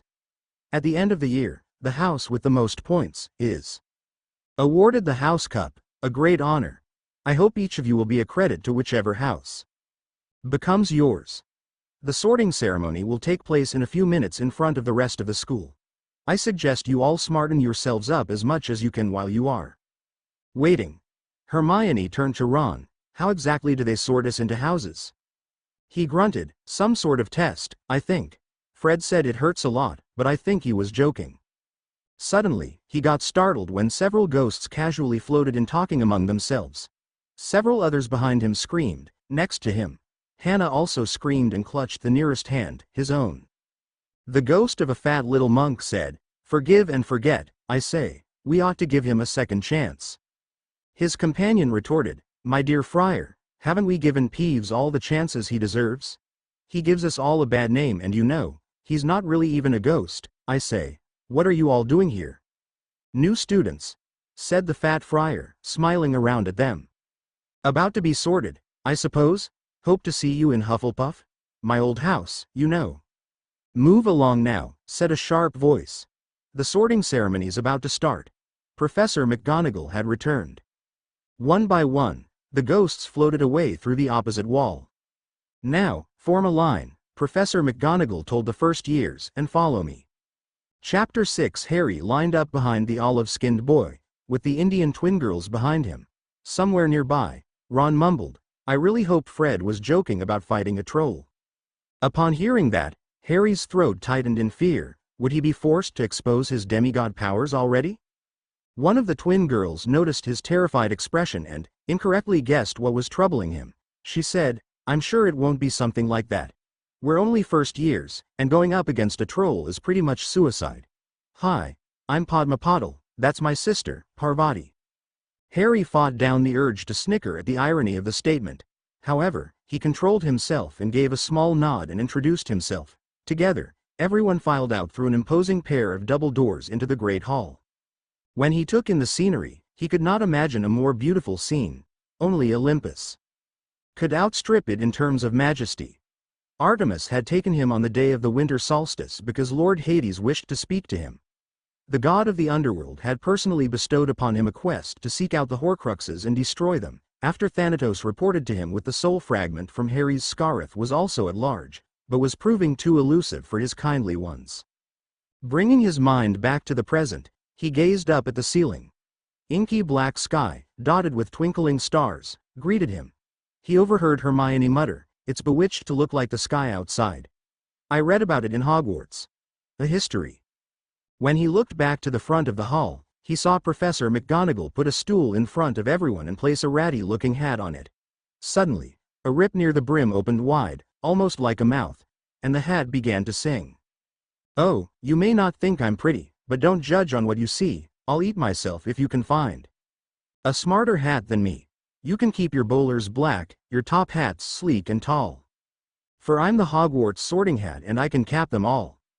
There's nothing hidden in your head the sorting hat can't see. So try me on and I will tell you where you ought to be. You might belong in Gryffindor, where dwell the brave at heart, their daring, nerve, and chivalry set Gryffindors apart. You might belong in Hufflepuff, where they are just and loyal, those patient Hufflepuffs are true and unafraid of toil. Or yet in wise old Ravenclaw, if you've a ready mind, where those of wit and learning will always find their kind. Or perhaps in Slytherin you'll make your real friends. Those cunning folk use any means to achieve their ends. So put me on, don't be afraid, and don't get in a flap. You're in safe hands, though I have none, for I'm a thinking cap. With that, the whole hall reverberated as everyone burst into applause, as it finished its song. So we've just got to try on the hat, Ron whispered harshly. Padma shot him a triumphant grin. Your brothers were probably pranking you. He grumbled, wouldn't put it past them to do that. As they talked, Professor McGonagall stepped forward holding a long roll of parchment. She announced, when I call your name, you will put on the hat and sit on the stool to be sorted. Hannah was up first, and after a moment's pause the hat hollered, Hufflepuff. The table with students clad in yellow cheered and clapped as she joined them. Susan Bones also joined her, while a boy called Terry Boot got sorted into Ravenclaw. Harry caught Hannah and Susan's eyes, and sent a silent message. The meaning was clear, no matter the house, we're still friends, right? They subtly nodded back, as the sorting continued. Mandy Brocklehurst became Terry's new housemate, while Lavender Brown, a blonde girl, who looked a little dolled up, became the first new Gryffindor. Harry had no doubt in his mind that the daughters of Aphrodite would love to get fashion and makeup tips from her. After Lavender, a large girl with a mix of muscle and fat, strode forward. Before long, Millicent Bulstrode joined Slytherin. Harry noted that in a fistfight between her and Clarice, it would be a tough call. Sometime after a few more names, a boy called Justin Finch Fletchley got sorted into Hufflepuff. The next one of his friends to be sorted was Hermione, who was promptly carted off to Gryffindor. More and more students got sorted, and Harry was starting to miss his Rubik's Cube. He fidgeted on the spot so much, he almost missed Daphne Greengrass being sorted into Slytherin. Neville drew a few laughs when he hurried to the Gryffindor table while still wearing the hat. Pink-faced, He handed the hat to Morag McDougal, who got sorted into Ravenclaw. Malfoy sauntered forward, as if he owned the place, and the hat barely touched his head when it screamed, Slytherin. Both of his thuggish bodyguards, Crabbe and Goyle, were already there. Lily Moon headed to Ravenclaw, Theodore Nott and Pansy Parkinson headed to Slytherin. Surprisingly, Padma Patil and her twin sister, Parvati, were split up in Ravenclaw and Gryffindor, respectively. Sally Ann Perks joined Hufflepuff. Finally, McGonagall called out, "Potter, Harry." Harry stepped forward, pointedly ignoring frenzied whispers. However, he could still hear them. "Potter, did she say? The Harry Potter?" He internally rolled his eyes. Great, this was just like when his godly mum claimed him at Camp Half-Blood. As the hat dropped on his head, he heard a voice in his ear. It said gleefully, "Oh ho, now this just got interesting. Haven't had to sort a demigod wizard in millennia. Not since the founders themselves. Worry not, young demigod, no one can hear this but you and I." His eyes widened under the hat. The founders of Hogwarts were demigods. Godric was the son of Zeus, and he was mighty proud of the lad. Helga was a child of Demeter. Rowena was a daughter of Athena, and Salazar was the son of Hecate. Harry thought back, but though the Big Three pact was in place? The pact was struck long after Godric's time. Anyway, let's get you sorted, child of the moon. People are getting suspicious. Now let's see, plenty of courage, I see, not a bad mind either. There's talent, my goodness, yes, and a nice thirst to prove yourself. Now that's interesting. So where shall I put you? You are fiercely loyal to the hunt, so Hufflepuff would love to have you. Your friend Annabeth's influence has impacted you well, so Ravenclaw is an option. I was tempted to put you in Slytherin, but I doubt the house would survive with you in it. You'll be fine, but I doubt the students there would be fine. As for courage, you have it in spades. So, it better be, the hat bellowed, Gryffindor. The red table burst into cheers, and a pair of red-headed twin boys were dancing a jig and chanting, "We've got Potter. We've got Potter." Just before he removed the hat, it whispered in his ear, "Come again one of these days, and I'll tell you more about the founders." Harry trotted over to the Gryffindor table and slotted himself next to a sandy-haired boy with freckles, called Seamus Finnegan. With that, he watched the sorting, and also noticed Professor Dumbledore seated in the middle of a very long table. He began to fidget once again, and Hermione glared a little. She hissed, "Do you mind? It's just been 5 minutes since you've sat down." He whispered back, "Sorry, I kind of have ADHD, and I'm also dyslexic." Her glare softened to a more sympathetic look. She nodded, "I see, will it be any problem for you?" "Well, I can't read English well, but I'm fairly okay with Latin and a little ancient Greek. Headmaster Dumbledore told me that a lot of our spells are based on Latin. However, I may have issues with subjects like herbology or potions." She smiled, "I'll tell you what, if you can teach me some Greek, I can transcribe my notes for you to read. As for homework, you can write it in Greek and I'll translate it for you. Deal?" "Deal." And they shook on it. Eventually, Ron Weasley joined them, after being sorted into Gryffindor. When he came over, Percy and the twin redheads congregated around him and patted his back enthusiastically. After Blaise Zabini was sorted into Slytherin, Professor McGonagall rolled up the scroll and took the hat away. After she did so, Dumbledore got to his feet and beamed at the students. He spread out his arms grandly and spoke, "Welcome, welcome to a new year at Hogwarts. Before we begin our banquet, I would like to say a few words, and here they are. Nitwit, blubber, oddment, tweak, thank you." Harry was just beginning to wonder if he was a bit dotty, until his empty plate shimmered and was piled high with food. Everyone dug in, but Harry got up with his plate, headed to a nearby fireplace. He closed his eyes, murmured a quick prayer to his mother and scraped a juicy chicken drumstick into the fire. It flared a little, and went back to normal. He sat back down, amid gapes from others around him. Ron exclaimed, "Mate! What the bloody hell was that all about? What a perfect waste of a nice chicken leg." Harry explained, "Yeah, about that, it was just how I was raised." He lied smoothly, "My foster family are pretty religious and this was a tradition in the household. They were originally from Greece and still worship some of the Greek gods. From what my foster mum told, sacrifice part of your meal for the gods. You can't give them bits of food that you don't like, because it's disrespectful. Hermione nodded in understanding, as did Parvati. Ron simply muttered, "You're bloody mental, food is food." Parvati shrugged, "I don't see what's wrong. My sister and I are Hindus, and our religion forbids us from eating beef." Those listening in nodded in understanding. Percy spoke up, "Okay, Harry, these are your traditions. We're not going to question them." After a few minutes, a ghost dressed like he was in a medieval nobleman floated up to him. Harry looked up and smiled at him. "Hi, I'm Harry." "I am Sir Nicholas de Mimsy Porpington, at your service." Ron blurted, "Blimey. You're nearly headless, Nick." The ghost huffed irritably, "I prefer Sir Nicholas de Mimsy Porpington, thank you very much."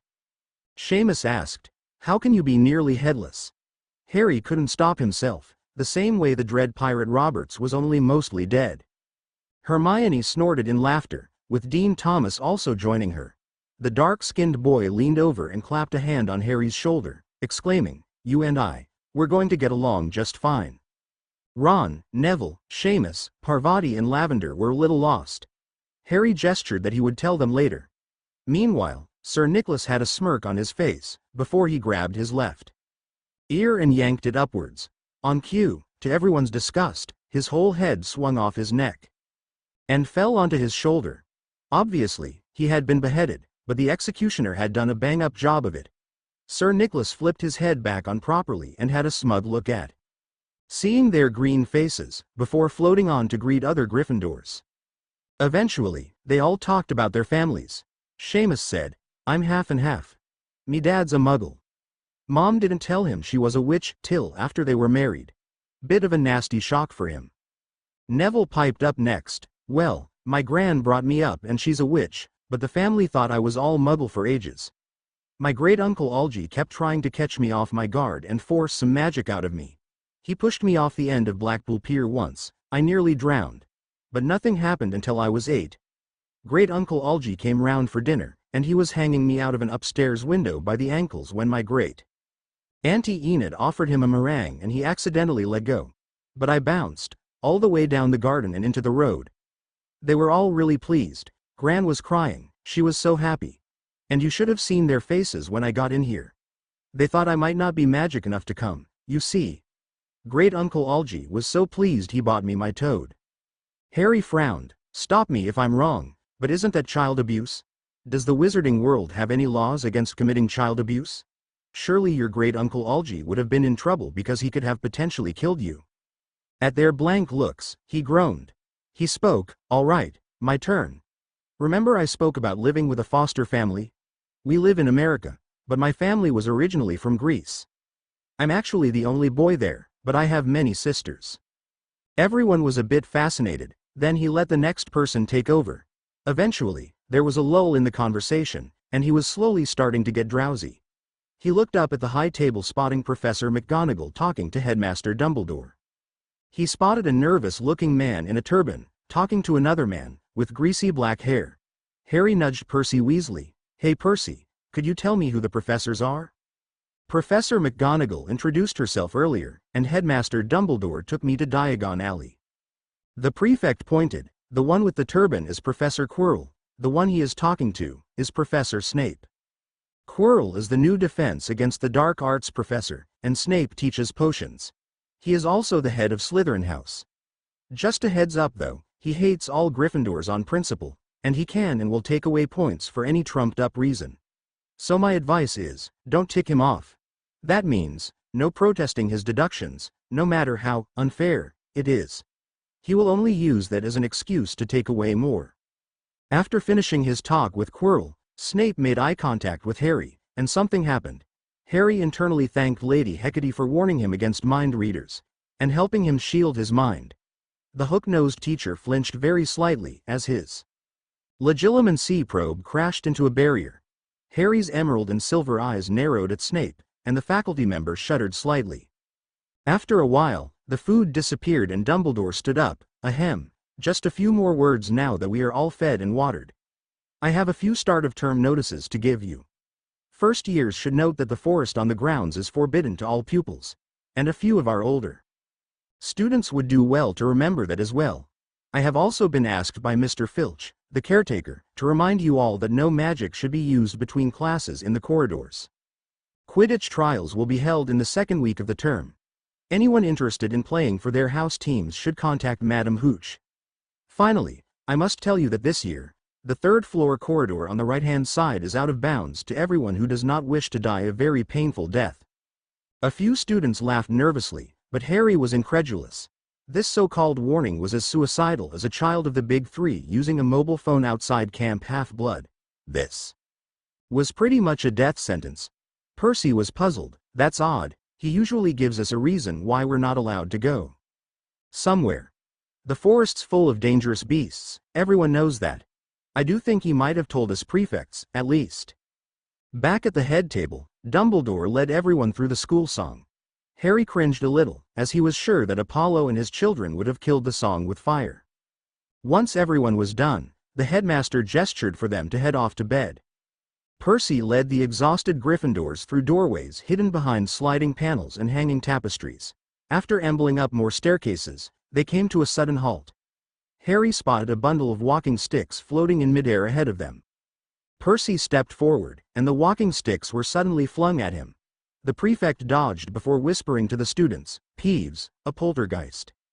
His voice rose sharply. "Peeves, show yourself. Do you want me to go to the Bloody Baron?" A pop answered him, and a little man with wicked, dark eyes and a wide mouth appeared, floating cross-legged in the air. He cackled, "Ooh. Ickle firsties. What fun."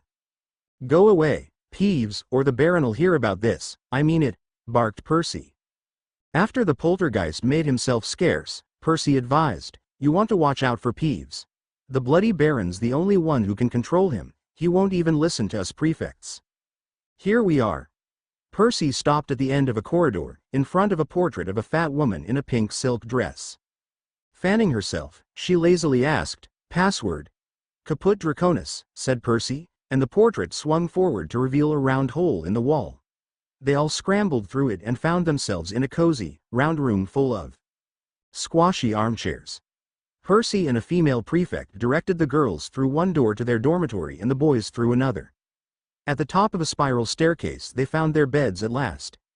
As the train conductor promised, their trunks had already been brought up. Too tired to talk much, they pulled on their pajamas and fell into bed. Chapter 7. The next morning, Harry woke up by 6 a.m., as was his habit. He looked around him, and the other boys were still asleep. Ron was snoring away, but no sound came, due to Percy Weasley putting a silencing charm around everyone's beds. Harry dressed silently and strapped on his hunting knives and his rings. He even grabbed an emergency stash consisting of a small square of ambrosia and a bottle of nectar, before paw. He mentally thanked Hunter Thea for teaching him how to be stealthy. The demigod snuck out of the portrait and opted to go exploring. Admittedly, he had to dodge caretaker Argus Filch twice, but escaped both times with Filch being none the wiser. Eventually, he made his way to a stadium, which he guessed was used for Quidditch. After a small warm-up, Harry set off at a jog around the entire stadium. 5 laps later, he found a stray dummy, so he decided to practice his archery and knife play. Following a bout of hacking and slashing, and firing arrows, he headed back to the castle. Harry checked his watch and was surprised to learn that only an hour had passed. As he entered the courtyard, he began to feel a little hungry, so he headed to the Great Hall.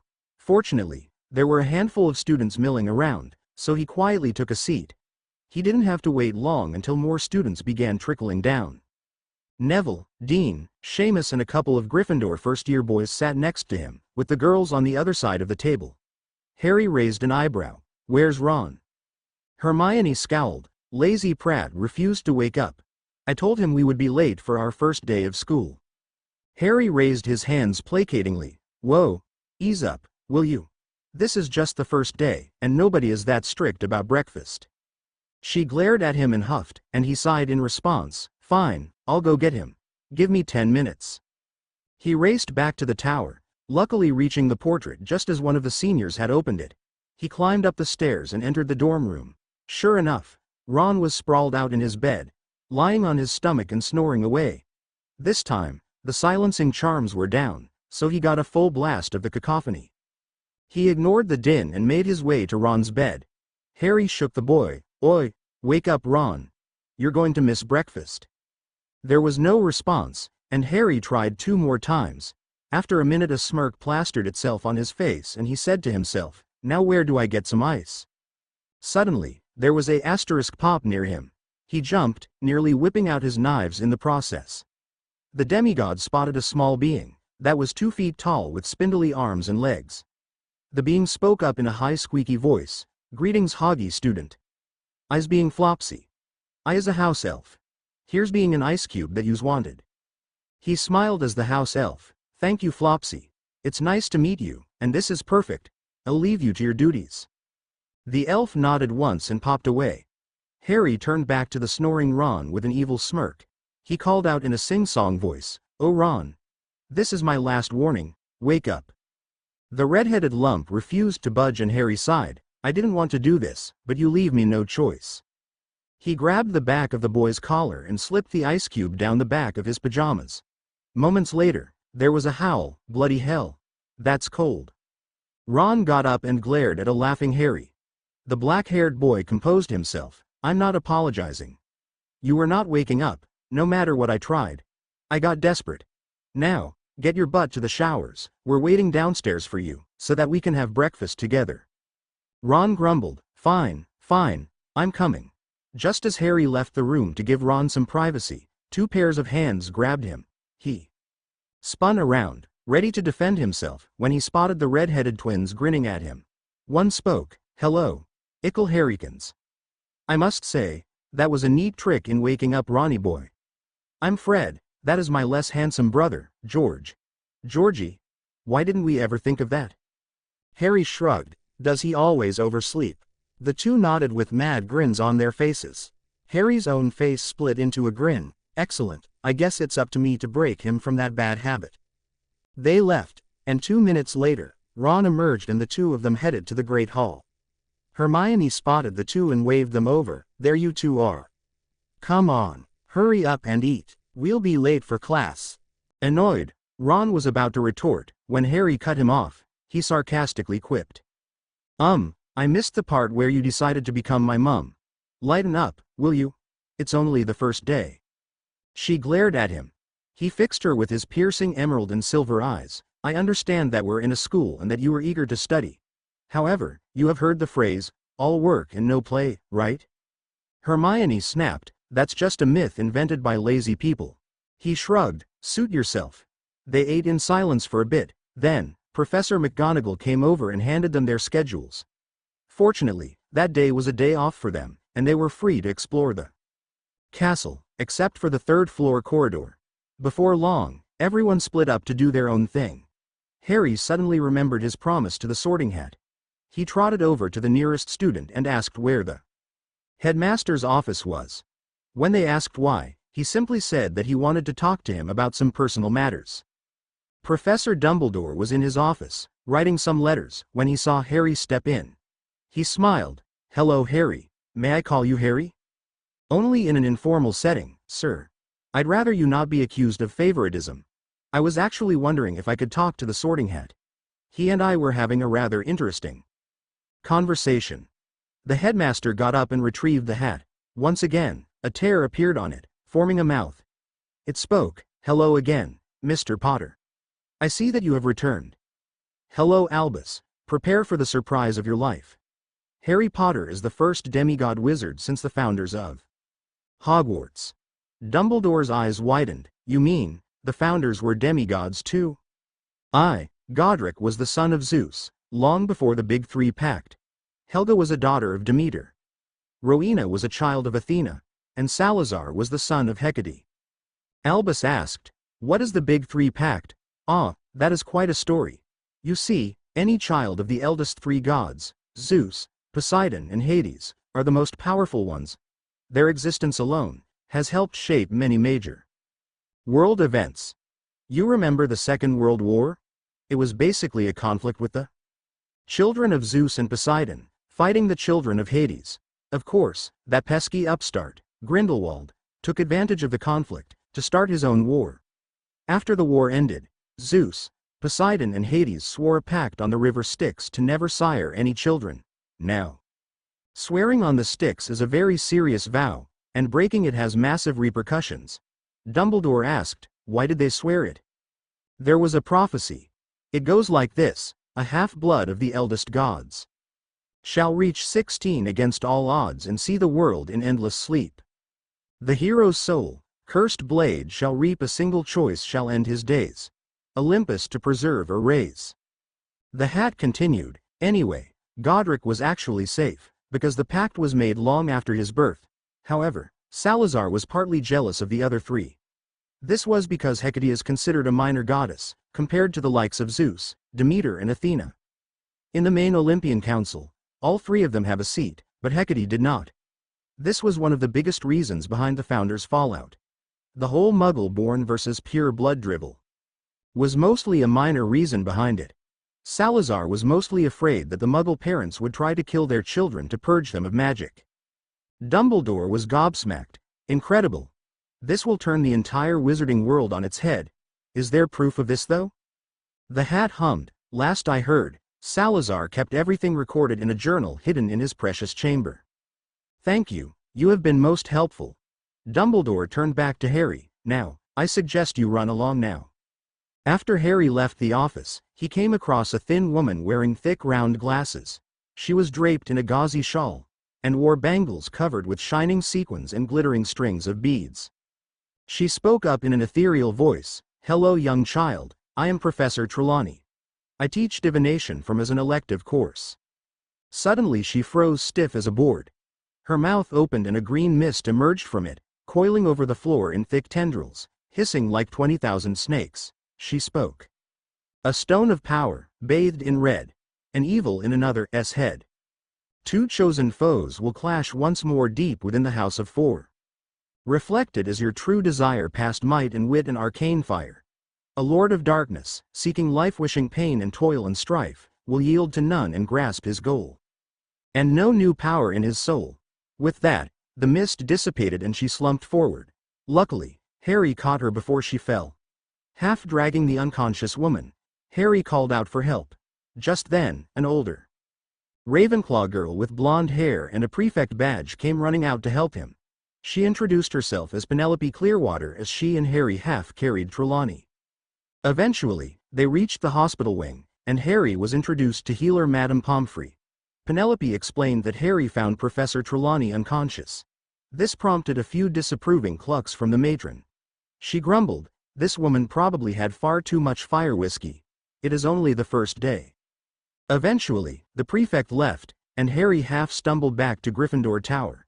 When he reached, he pulled out a notebook and wrote down the prophecy in ancient Greek. Afterwards, he decided not to dwell on it and went to find Hermione. He did promise to teach her ancient Greek after all. Apparently, she was a very fast learner. In just the span of a few hours, she was able to write fluently. On the second day of school, classes officially began. Just before he started his day, Harry told Professor McGonagall about his dyslexia and preference for writing in ancient Greek. Since she was also aware of his heritage, she approved of his plan to have Hermione translate for him. Classes were fairly alright, but history of magic was a nightmare, especially for a child with ADHD. Herbology was a nice class and something he was fairly alright at, considering how much time he spent in the wilds with the hunters. Charms was fun, as Professor Flitwick was an excitable little man. Deputy Headmistress McGonagall was hard, but fair. If Harry didn't know any better, she was either Athena in disguise or one of her legacies. The less said about Professor Quirrell's defense against the dark arts class, the better. In a nutshell, it was an absolute joke. When Harry first stepped inside the classroom, his senses were filled to the brim with the stench of garlic. Rumors among the seniors was that the garlic was supposed to ward off vampires.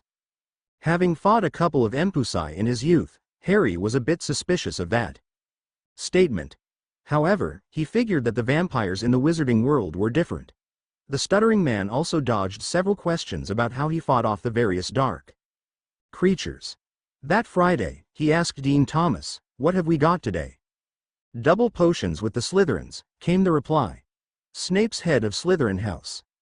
Rumor has it that he always favors them. We'll be able to see if it's true." Percy's voice interrupted then. Yes, I need to talk to you lot about him. Whatever you do, do not antagonize him. Even if you feel that he is favoring Slytherin, do not call him out on it. You will only make it worse for your house.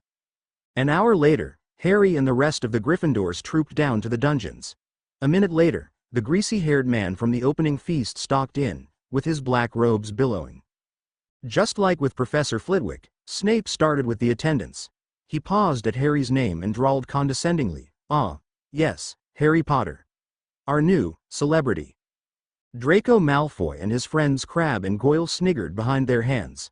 Harry's eyes narrowed dangerously and refused to rise to the bait. Snape continued the roll call before putting down the register. He paced back and forth. "You are here to learn the subtle science and exact art of potion making. As there is little foolish wand waving here, many of you will hardly believe this is magic. I don't expect that you will really understand the beauty of a softly simmering cauldron with its shimmering fumes, the delicate power of liquids that creep through human veins, bewitching the mind, ensnaring the senses. I can teach you how to bottle fame, brew glory, even stopper death. That is, if you aren't as big a bunch of dunderheads as I usually have to teach." Harry was now sure that if Athena had heard him, she would have flogged him on the spot. His mum would have done a lot worse. Suddenly he barked, "Potter, what would I get if I added powdered root of asphodel to an infusion of wormwood?" Hermione's hand shot into the air, but Harry ignored her. He spoke clearly. "In addition to sloth brain and soporiferous bean juice, you will get a powerful sleeping potion called Draught of Living Death, sir." Snape froze slightly, before muttering, "Beginner's luck." Out loud, he ordered, "If I told you to find me a bezoar, where would I find it? If it is unavailable in this laboratory, you can buy it in any apothecary. Aside from that, they can be found in the stomach of any farm animal like a cow, sheep, pig, horse or a goat. However, it is believed that the bezoars found in goats' stomachs are far more potent in saving people from poisons and poorly brewed potions, especially when compared to any other domesticated animal, sir." One eyebrow was raised. "Finally, what is the difference between monkshood and wolfsbane?" Harry was ready once again. "It depends on the location, sir. They are essentially the same plant. Though, in the United Kingdom and other parts of Europe, it is called wolfsbane. Meanwhile in Africa, Asia and Australia, it is known as monkshood. However, in North and South America, it is known by the name aconite, sir." This time, both of Snape's eyebrows disappeared into his hairline. The rest of the class gaped at him, with their jaws dropped. Even Hermione was staring in disbelief. The professor studied Harry for a few seconds, before saying, "It seems that there is some hope for you after all. Sit down." He agonized a little while longer before gritting out, 5 points to Gryffindor." Snape looked at everyone else. "Well, why aren't you all copying that down?" Everyone scrambled for their parchments, but Harry got a head start on them.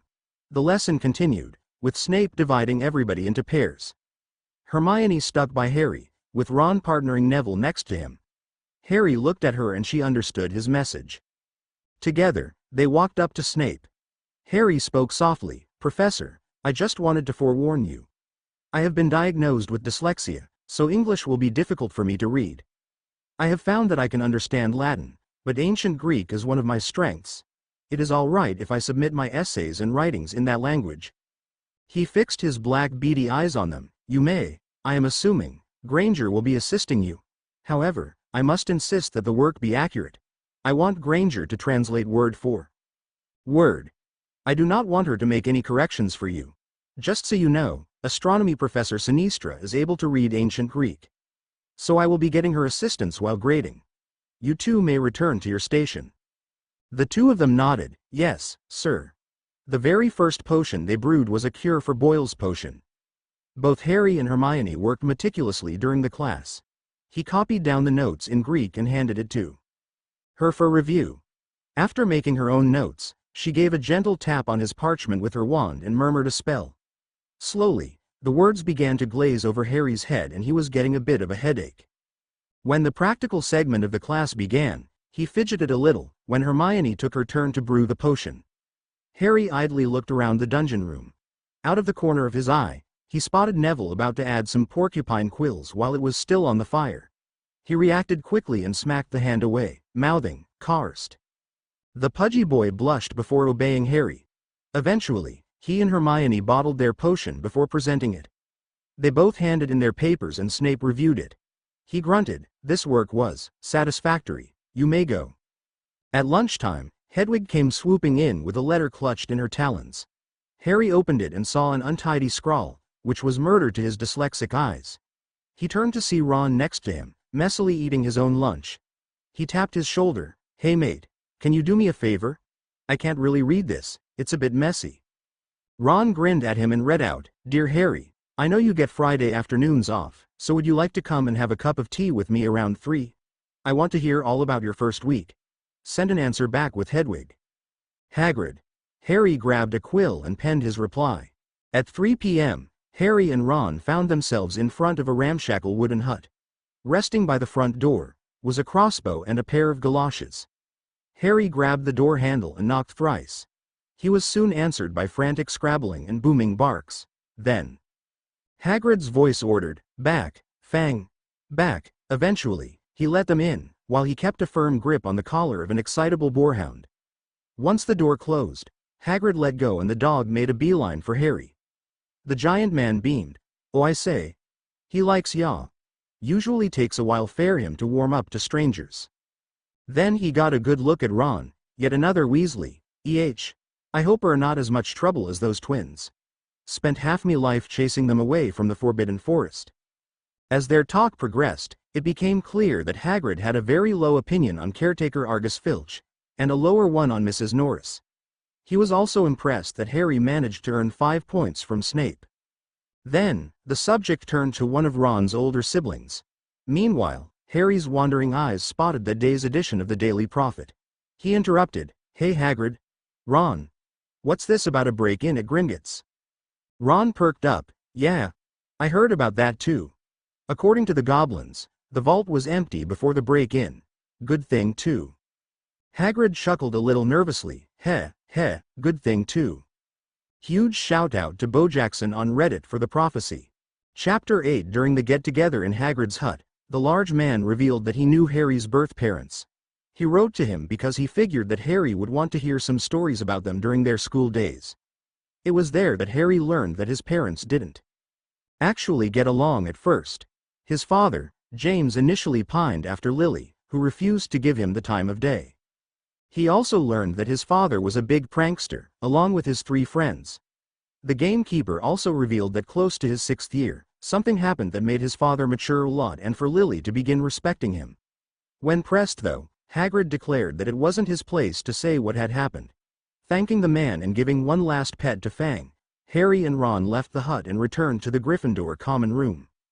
Unfortunately, Harry did not get time to dwell on Hagrid's earlier suspicious behavior. In fact, a lot happened in the next 2 weeks since his little tea party with Hagrid. Now, he was standing on the training grounds with the other Gryffindors for their flying class. This was a class that all 4 houses had together, as opposed to just 2 houses. The class was also the first practical class, after 4 theory-based classes. In those lectures, Madame Hooch talked extensively about wind patterns, broom care, the various broom maker companies, and other subjects. Finally, in last weekend's class, she talked about Quidditch and the 4 main positions in the sport. Now, she would be testing them to see if they could actually summon a broom and fly without being a hazard in the air. Harry uttered a silent prayer to Zeus to not strike him out of the sky, while in his domain. While he was sure that the king of the gods had no beef with him, it didn't hurt to be on the safe side. After the prayer, he spotted the Gryffindor Quidditch team in the background, observing himself and his fellow housemates. He cast his mind back to a week ago when there was major drama, which prompted this unusual situation. Flashback. Harry, Ron and Hermione were walking back after a grueling day of classes. They gave the password and the fat lady let them through, as expected. However, raised voices greeted the trio as soon as the portrait swung open. As they crawled through, the voices got louder and clearer. A feminine voice snapped, "Get your filthy paws off me, McLagan. We are not a thing, so get that delusion out of your head. First and foremost, you're a creep. Secondly, I'm not interested." A smarmy voice replied back, "Come on, Belle. I'm a freaking seeker. You should be honored that you're my first conquest." Harry stiffened when he heard those words and his blood boiled. He hurried through the passage, when he heard a ripping sound and a scream. "Get away from me, you pervert." Harry burst into the common room with his wand raised and the knockback jinx on his lips. He bellowed, "Flipendo." On cue, the boy, Cormac McLaggen, was sent flying back and was knocked unconscious when his head hit the couch. Harry also noticed, to his disgust, that McLaggen's trousers were down. Meanwhile, the girl, Katie Bell, was cowering in a corner and desperately trying to cover up her bra-covered breasts. There was no one else in the common room, so he guessed that McLaggen got bold in his advances. Harry shed his own robe and tossed it to her, never taking his eyes of the unconscious McLaggen. He kicked Ron in the shin, as he was staring at Katie. Harry ordered, "Ron, get your brother, Percy. Hermione, get Professor McGonagall, I'll deal with this piece of filth." The two darted back out of the room, leaving Harry alone with the two seniors. Still watching the boy, he spoke casually, "Are you decent, Katie?" A small, "Yes," answered him. Finally, he turned to her, "Are you okay?" She hesitantly nodded. He raised his hands placatingly, "It's okay, I'm right here, I can see that you need reassurance, but I won't move unless you want me to. Do you want to wait for Hermione? Or do you want one of your year mates?" She thought about it and whispered, "It's okay, I trust you, you saved me." He approached her very slowly and then sat down in front of her, at a respectable distance.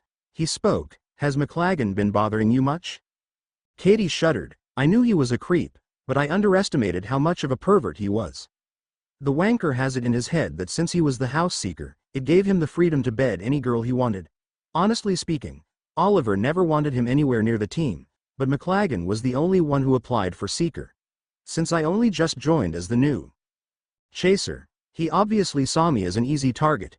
Just then, there was a groan, and Harry's wand flew into his hand again. McLaggen moaned, "What the bloody hell happened? I feel like I was hit by a cow." Then he spotted Harry moving in front of Katie in a protective manner. The second year snapped, "Oi Potter! Stay away from my girl. I haven't even had a taste of my property." Harry's green and silver eyes narrowed dangerously. "Your property? Is that all she is to you? What's it to you? Get your own bird. Belle's just begging for me to deflow." He was cut off when Harry flicked his wand and Cormac McLaggen was replaced by a surprised-looking jackalope. Artemis had taught him how to turn people into jackalopes when he was 4 years old. It was also around the same time that she taught him about how to treat a woman. Just then, Professor McGonagall's voice sounded, "What is going on here?" Harry undid the spell, returning a sputtering McLaggen back to human form. Katie slowly stood and shakily replied, "PP Professor, I was just in the common room minding my own business when McLaggen accosted me. He had plans to take my virginity. Then, Harry and his two friendae." McGonagall's lips thinned and her eyes were murderously trained on a cowering McLaggen. He blustered, "Professor, she's lying, she came onto me, she." The deputy headmistress raised a hand and looked at his downed trousers in disgust. "Mr. McLaggen, judging by your state of undress, as well as multiple witnesses, I am more inclined to believe Ms. Bell. Come with me, we are going to see the headmaster about this. Also, please do up your trousers, we are in front of decent company, after all." Later that evening at dinner time, Dumbledore stood up with his face grave. He spoke, "My dear students, it is with deep regret that I must announce that second-year Gryffindor student Cormac McLaggen has been officially expelled from Hogwarts. It seems that he was caught red-handed, attempting to have his way with a female student, who shall remain anonymous, without their consent.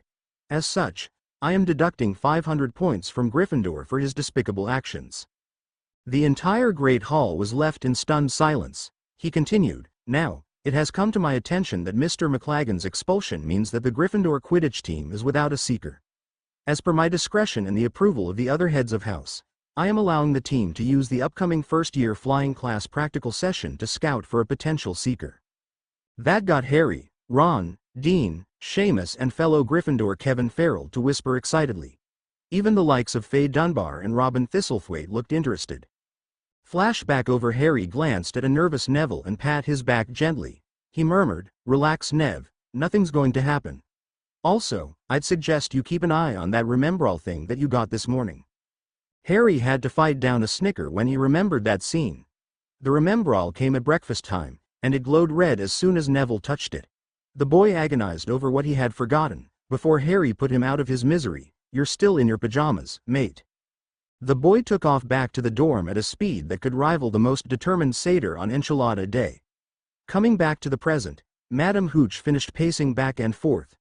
She lectured, "Welcome to your first practical flying class. I am sure that many of you are excited for this. Gryffindor House, you may have noticed your Quidditch team are also in attendance. As per the headmaster's announcement, they will scout one of you as the starting seeker. The chosen student will be exempt from the no broomstick rule, but I am warning you, do not be reckless and make me regret this decision. Now, every student hold out your hand over the broom by your side and say, 'Up.' Remember, be firm in your command." He held out his right hand and firmly ordered, "Up." With no hesitation, the broom jumped into his hand. Along with him, several other students were either successful or had mixed results. As everyone began mounting their brooms, one of the chasers, Alicia Spinnet, passed a roll of parchment around the Gryffindor contingent. Harry signed his name and also saw Dean, Seamus, Kevin, Faye and Robin sign up as well. Just then, he heard a cry of alarm, and everyone watched horror-stricken as a terrified Neville Longbottom shot off the ground like a bullet. The boys swerved to and fro out of control, prompting Fred Weasley and Angelina Johnson to fly out and try to get him under control. After a harrowing 5 minutes, Neville was back on solid ground and completely unscathed. However, Madame Hooch was not taking any chances and marched him off to the hospital wing. Before she did so, she ordered the team to ensure that there was no tomfoolery. After she left, the team helped carry out the rest of the lesson and soon the rest of the class were hovering on their brooms. Just then, Oliver Wood noticed one of the Slytherins pick up something off the ground. He pointed to him. "Oi, you there, Malfoy, was it? What's that in your hand?" Malfoy had a deer in headlights moment briefly before drawling, "It's Longbottom's remembrall. The fat lump must have dropped it earlier." Oliver held out his hand. "Okay, hand it over. It's not yours." He didn't budge, "And if I say no?" "Give it, or else I'm deducting points from Slytherin." Malfoy blustered. "Why, you can't do that, you're not a prefect." Oliver Wood smirked. "Newsflash, Quidditch captains have almost the same authority as prefects. Now, I won't ask a second time, hand it over." Malfoy agonized over it for a second or two before sullenly flying over and giving him the remembrall. Oliver observed the ball in his hand, before an idea struck him. He called over his shoulder, "Oi, Johnson, come here a sec." The dark-skinned chaser walked over. "What is it, Captain?" He turned the remembrall over in his hand and spoke quietly. "I reckon it's about the same size as the snitch. I was thinking that one of you chasers hold the remembrall and try to simulate the golden snitch's movement." Her eyes lit up. "Great idea. I think Belle's best suited for this. Since she's the youngest of us three, she is a lot more nimble in her movements. However, I suggest that we let the recruits borrow one of our own brooms. I don't trust the ones that they are currently using.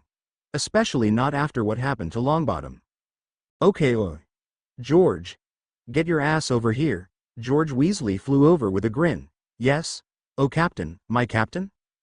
Get off the broom, we're going to let the firsties borrow it for a small drill that Angie and I cooked up." George hopped off and handed the broom to Oliver. He then outlined the plan to Katie before calling out, "Thomas, Finnegan, Potter, Farrell, Thistlethwaite, Dunbar, front and center." The 6 students came forward immediately and lined up. He looked at them. "All right, rookies. Here's what's going to happen. We're going to run a snitch-catching drill. For logistical reasons, we can't use the real snitch. So, Katie here, will use this remembrall to simulate the snitch's movement. Your objective is to try and get the remembrall from her in the fastest time possible.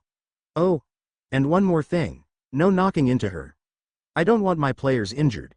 Katie herself won't put up any resistance, aside from trying to dodge you." One by one, the 6 of them mounted George Weasley's Clean Sweep 5 and had a go at chasing Katie. Dean, Robin and Kevin were among the fastest, with Robin and Kevin breaking the 1 o'clock barrier. In fact, Robin snatched the ball in 50 seconds. Then, Harry took the Clean Sweep 5 in his hands.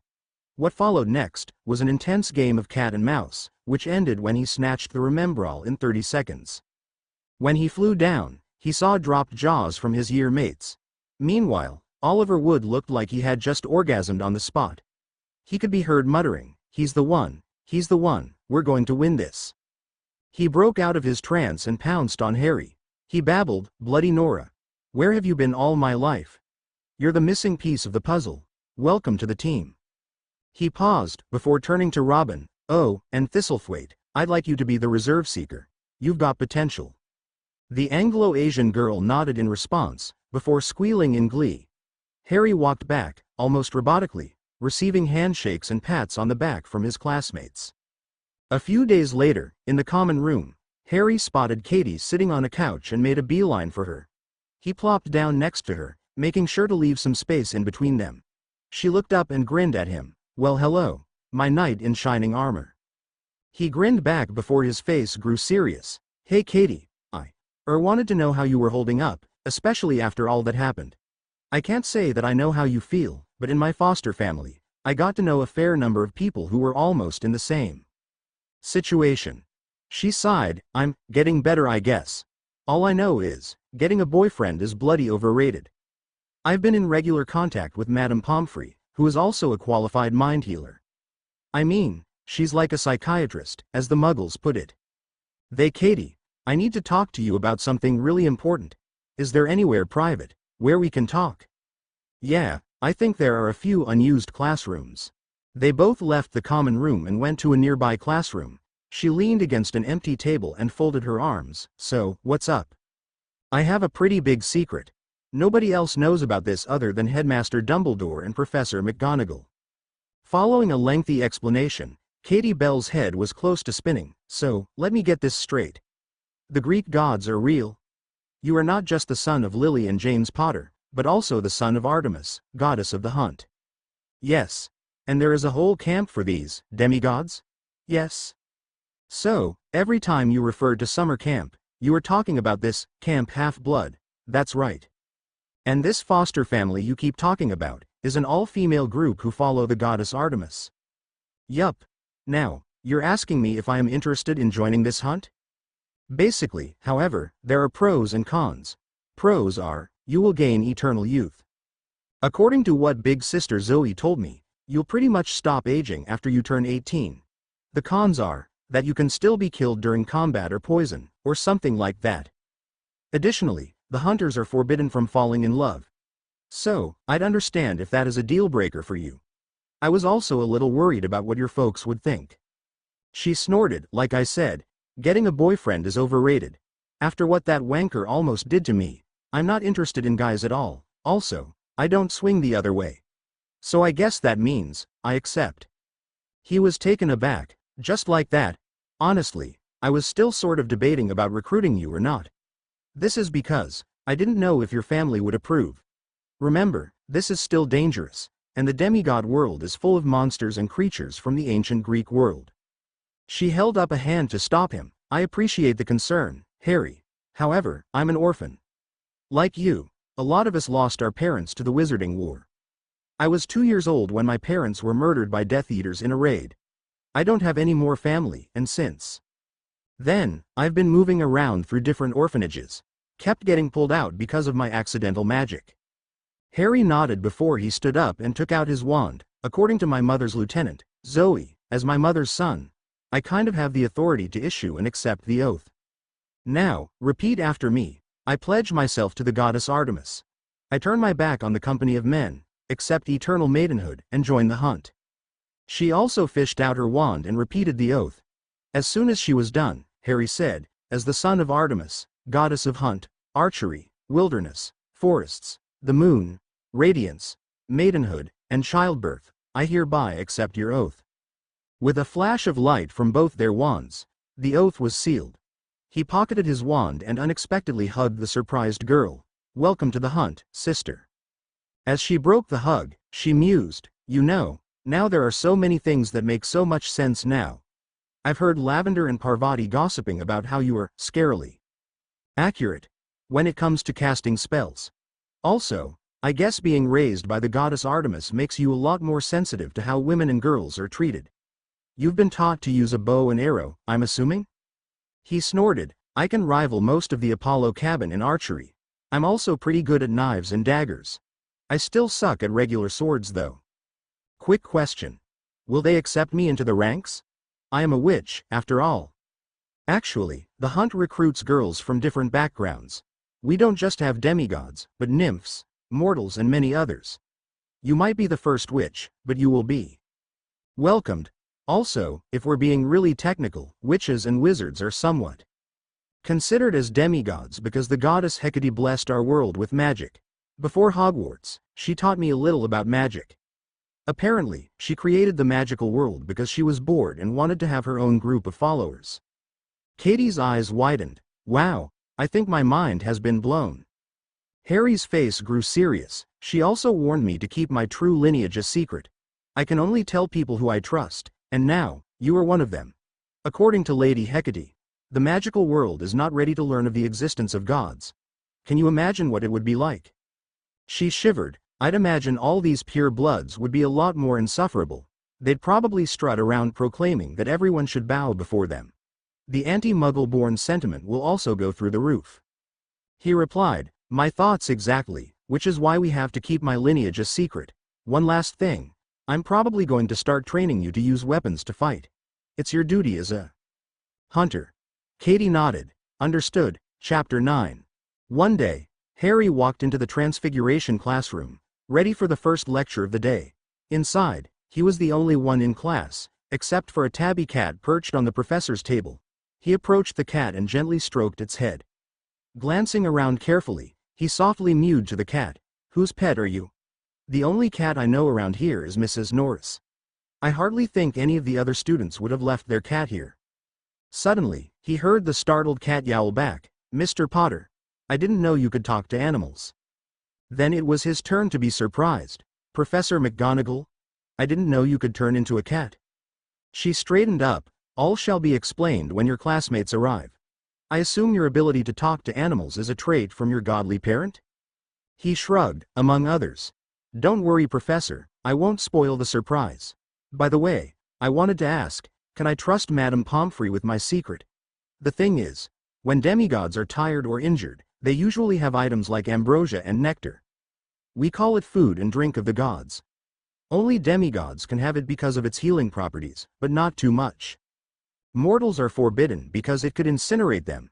Today I barely prevented Ron Weasley from eating a whole lunchbox's worth of ambrosia when he raided my suitcase. I was hoping to keep the ambrosia and nectar with Madame Pomfrey in case of emergencies. She nodded. Madame Pomfrey is bound by her healer's oath to not reveal any medical secrets. I think it is safe to keep your supplies with her. Also, I appreciate you saving your friend's life. He nodded and took a seat, and eventually, the rest of the Gryffindors and Hufflepuffs entered. Ron flopped down next to Harry with a sulky expression. He groused, I still don't get why you didn't let me have those brownies. Harry glared fiercely, causing the redhead to flinch. First and foremost, who gave you permission to go through my luggage and take my stuff without my knowledge? Secondly, those were not brownies. It is a kind of medicinal food from my foster family. Ron's ear glowed red in embarrassment. Sorry, Harry. I didn't want to steal. I was just so hungry, so I got desperate. Harry glowered a little. I forgive you. For now. Don't even think about going through my things without my permission. Or I swear to Hades, I will turn you into a jackalope and set you loose in the Forbidden Forest. His companion shuddered. Those eyes were bloody scary. He had no doubt that Harry could carry out his threat. Changing the subject, he asked, Hey Harry, where's the professor? He shrugged. She'll probably be along, shortly. No sooner had he said that, the cat on the table leapt off. In mid-jump, the cat transformed into Professor McGonagall. Naturally, everyone exclaimed in wonder and excitement. Hermione's hand shot up immediately and blurted, Wow, Professor. How did you do that? Can we do it too? What books should read to do it? Do we? Next to her, Susan clamped the excitable bookworm's mouth. McGonagall chuckled, My dear Miss Granger. Do take a breath. Then her expression grew a little stern. Also, I would allow others a chance to ask questions and answer them. This is actually a request from all the professors. We at Hogwarts wish to see all of our students grow and answer questions. They cannot do that if one student keeps denying them that chance." The girl turned crimson in embarrassment. McGonagall continued, "As for your questions, I am an animagus. Yes, you all can do it too." She raised a hand to forestall any questions. "However, this will only be taught to you when you are much older. As first-year students, your magical cores are still developing. An animagus transformation demands a fairly high and stable magical core. If I'm not mistaken, your cores will be strong enough by the time you are in 4th year." She addressed the class. "Does anyone else have any questions about animagi?" A Hufflepuff boy raised his hand. "Yes, Mr. Kaplan?" "So, can we all turn into cats?" The woman's lips twitched. "Actually, you can turn into any animal that you want. However, you are only limited to one animal." Dean raised his hand. "Professor, if we can turn into any animal, how do we know that our own pets are not animagi?" She smiled. "Now that is an excellent question, Mr. Thomas. As for your answer, any animagi have to register themselves in their animagus form in the ministry, of course. There may be rare cases of unregistered animagi, but that is what the Aurors are for. As for your pets question, let's conduct a small experiment. Why don't some of you bring your pets, just to satisfy your own curiosity?" Before long, Harry returned with Hedwig nuzzling him. Neville walked in with a surprisingly docile Trevor. Harry did notice that Trevor was a little damp, which explained why he was not trying his Houdini act. Ron also came in, carrying an asleep Scabbers. Ron asked, "Should I wake Scabbers up, Professor?" She waved him off. "That won't be necessary, Mr. Weasley." With that, she began casting a spell on each pet. As expected, there was no change with them. Even Hedwig turned out to be a normal bird. To Harry's relief, he did not need to know whether one of the Athena campers could turn into an owl. Then, the spell washed over Scabbers, and things changed for the dramatic. A bright glow enveloped the rat and suddenly transformed into a short, portly man with grubby skin, small watery eyes, and a pointed nose. McGonagall was stunned for a second. And the now awake man took that chance to scramble away. However, her wand flew and she quickly cast a full body bind and an incarcerous spell. Both hit their target, resulting in the man freezing in place and ropes wrapping around him. Breathing heavily, she clutched at her table and placed a hand on her heart. Her eyes wandered over the stunned class before she spotted her target. She said, "Miss Bones, could you please head over to my office and use the flow to call your aunt?" Susan scampered out immediately, while McGonagall sent Lavender and Hannah to fetch Percy and the twins. She also sent Seamus to fetch Professor Dumbledore. Meanwhile, Ron looked like he was going to be sick. He raced over to the window and dry heaved as Harry rubbed his back. The redhead whimpered in shock. "Bloody hell. And to think that he shared my bed for years." There was a flurry of activity, as Lavender and Hannah returned with a confused Percy and the twins. The next person to enter was a bemused Albus Dumbledore, with Seamus. Finally, Susan came back with an older woman who shared her copper-red hair. The woman wore all black robes and had a monocle on one eye. Along with her were a few Aurors, and they all had a look at the bound man. The woman turned to McGonagall. "What happened here?" The professor responded, "We were just having a class when this happened. I had just shown them my animagus form, and they asked all sorts of questions." One of the students asked whether their own pets could be animagi. One thing led to another, and a rat turned out to be a human being. Did the student suspect that the man over there was an animagus? McGonagall turned to Dean. "Mr. Thomas, did you suspect that somebody's pet was an animagus?" The dark-skinned boy shook his head. "No, ma'am. I just asked because I'm a Muggle-born and you had just mentioned that a witch or wizard can take any animal form. So, I was just curious whether people could masquerade as ordinary pets." The monocled woman nodded. "A perfectly valid question, Mr. Thomas. Thank you for your cooperation. Now, whose pet was this man masquerading as?" Having recovered, Ron meekly raised his hand. She turned to him. "You're one of Arthur's children?" He nodded. "Yes, ma'am. How long have you had the pet?" Ron looked at Percy. "Been a long time, ma'am. I inherited him from my brother, Percy." Then it was Percy Weasley's turn to be interrogated. "Where and when did you find the rat?" "It was a month before I was about to go into my first year, I found him in the garden in our home. I am currently in my 5th year. 5 years is an unusually long time for a rat to live. Did that not come off as suspicious? We figured that the rat had some magical properties, contributing to its prolonged life expectancy. She nodded, understandable. Now, I want to make this very clear, neither you, nor your brother are in any trouble. Just then, a voice interrupted her, Madam Bones. It came from Albus Dumbledore, who was busy looking at the bound man. She came over to him and he whispered, I recognize this man. It's Peter Pettigrew. Madam Bones looked back at him, startled. She whispered back, Are you sure? I was under the impression that he died. Black killed him and those 12 muggles. So did I? There is only one way to find out. Would you be opposed to an emergency session in the Wizengamot? Of course not. The sooner we get to the bottom of this, the better. She turned to the Aurors and murmured, Dawlish, the headmaster suspects that this man is the late Peter Pettigrew. As the head of the DMLE, I am authorizing a full Veritaserum trial. I want you to check the records for the Black trial, just to corroborate any information that may come up in this trial. Yes, ma'am. Vance, I want you, Jones, Robards and Proudfoot to pop over to Azkaban and fetch Black. Tell him that there has been an interesting and unexpected development in his case.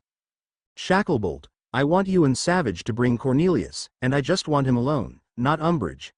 Scrimgeour, Williamson, secure the prisoner, you two are with me. They all split up, and Madam Bones turned to Dumbledore and McGonagall. She said, Would it be too much to ask the students to accompany us to the Wizengamot chambers? They are witnesses, after all. This might also sound selfish, but in the event that somebody tries to run interference, they cannot deny so many witnesses. The two heads looked at each other before granting permission. As all the students shuffled out, Harry was confused. He murmured to a Hufflepuff next to him, What's going on? Kiara. The silver-haired witch whispered back, No idea, but I think they want us present, as witnesses. Several flow trips later, everyone gathered in the Wizengamot chambers. As the children sat down in the bleachers, a man with pale blonde hair demanded to know what children were doing there. Madam Bones ignored him and waited for everyone to turn up. The last ones to arrive were a red-headed husband-wife duo. Harry guessed that they were Ron, Fred, George and Percy's parents. Before long, the session began. A man in a green bowler hat demanded pompously, Why have you called us here, Madam Bones? Madam Bones spoke, Minister Fudge, earlier today, during a transfiguration class at Hogwarts, we discovered an illegal animagus. The accused has been hiding within unsuspecting family for several years.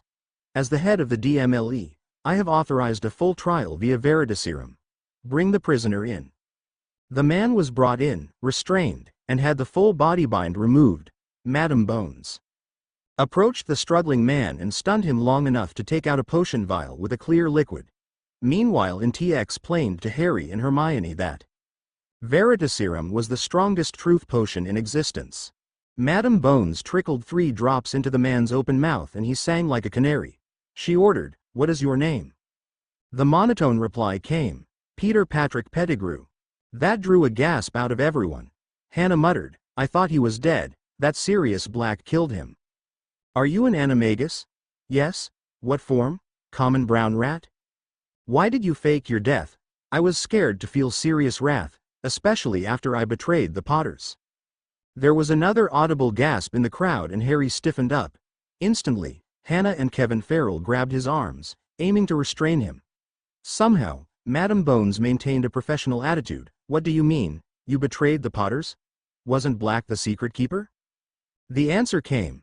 I convinced him to convince the Potters to switch secret keepers. Told him to think of it as an elaborate prank on the Death Eaters.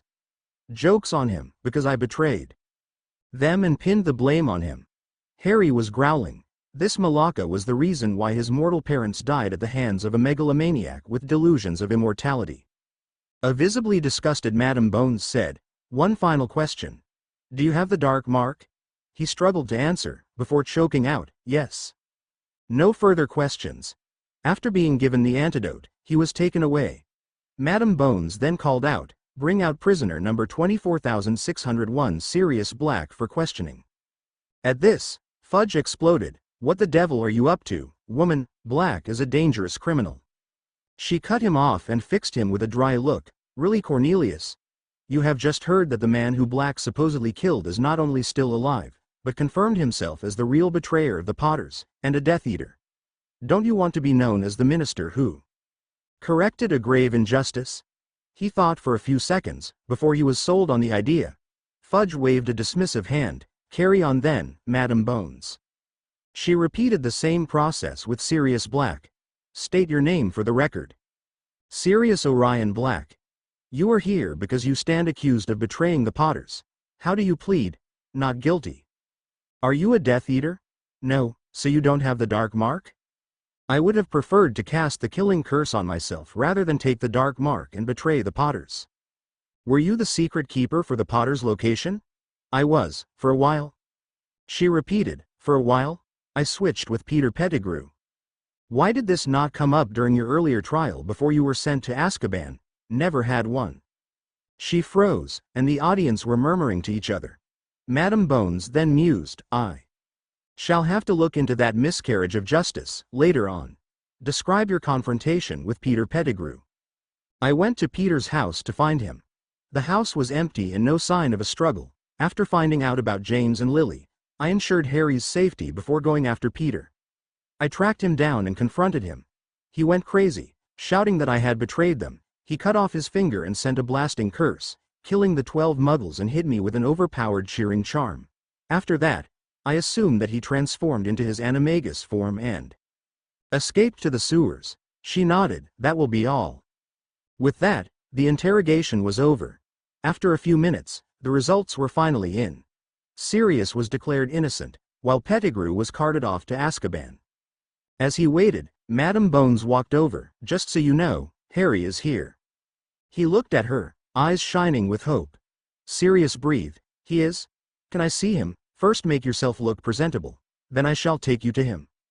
A few minutes later, she ushered him into a small room and told him he had 5 minutes.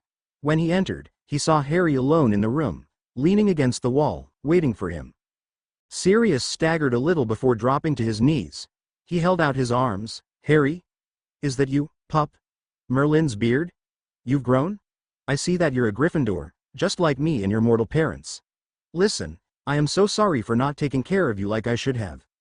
I was too caught up in getting even with the rat for betraying your parents, after I handed you to Hagrid to take you to Dumbledore for safekeeping. I took off. That slippery little bugger somehow pulled a fast one on me.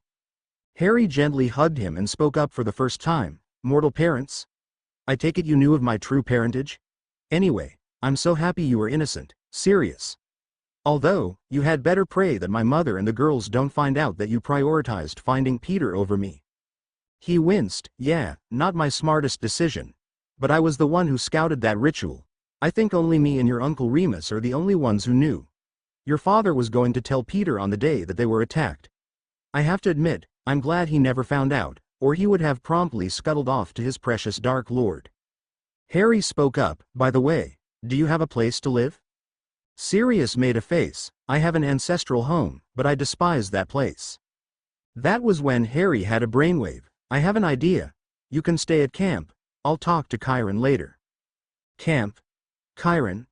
Chiron is a centaur and he is best known for training all demigods. If we're being technical, we are all blessed by Hecate. So you should be able to enter Camp Half-Blood. It's a camp for demigods and I've stayed there whenever I was not living with the hunters of Artemis.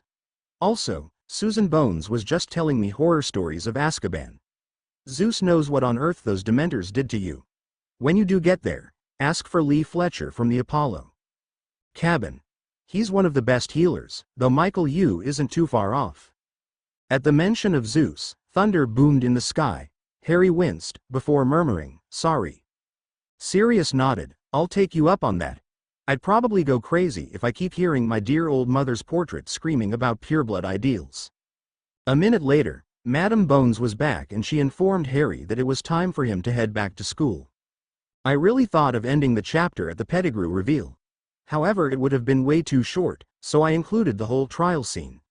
I dunno if I've mucked up the trial because it's been a while since I've seen the movies or read the books. Malacca. Ashla Chapter 10. With Sirius freedom, Harry had one more person to exchange letters with. 3 days after the drama-filled day, Sirius dropped by with a broomstick-shaped package in his hand.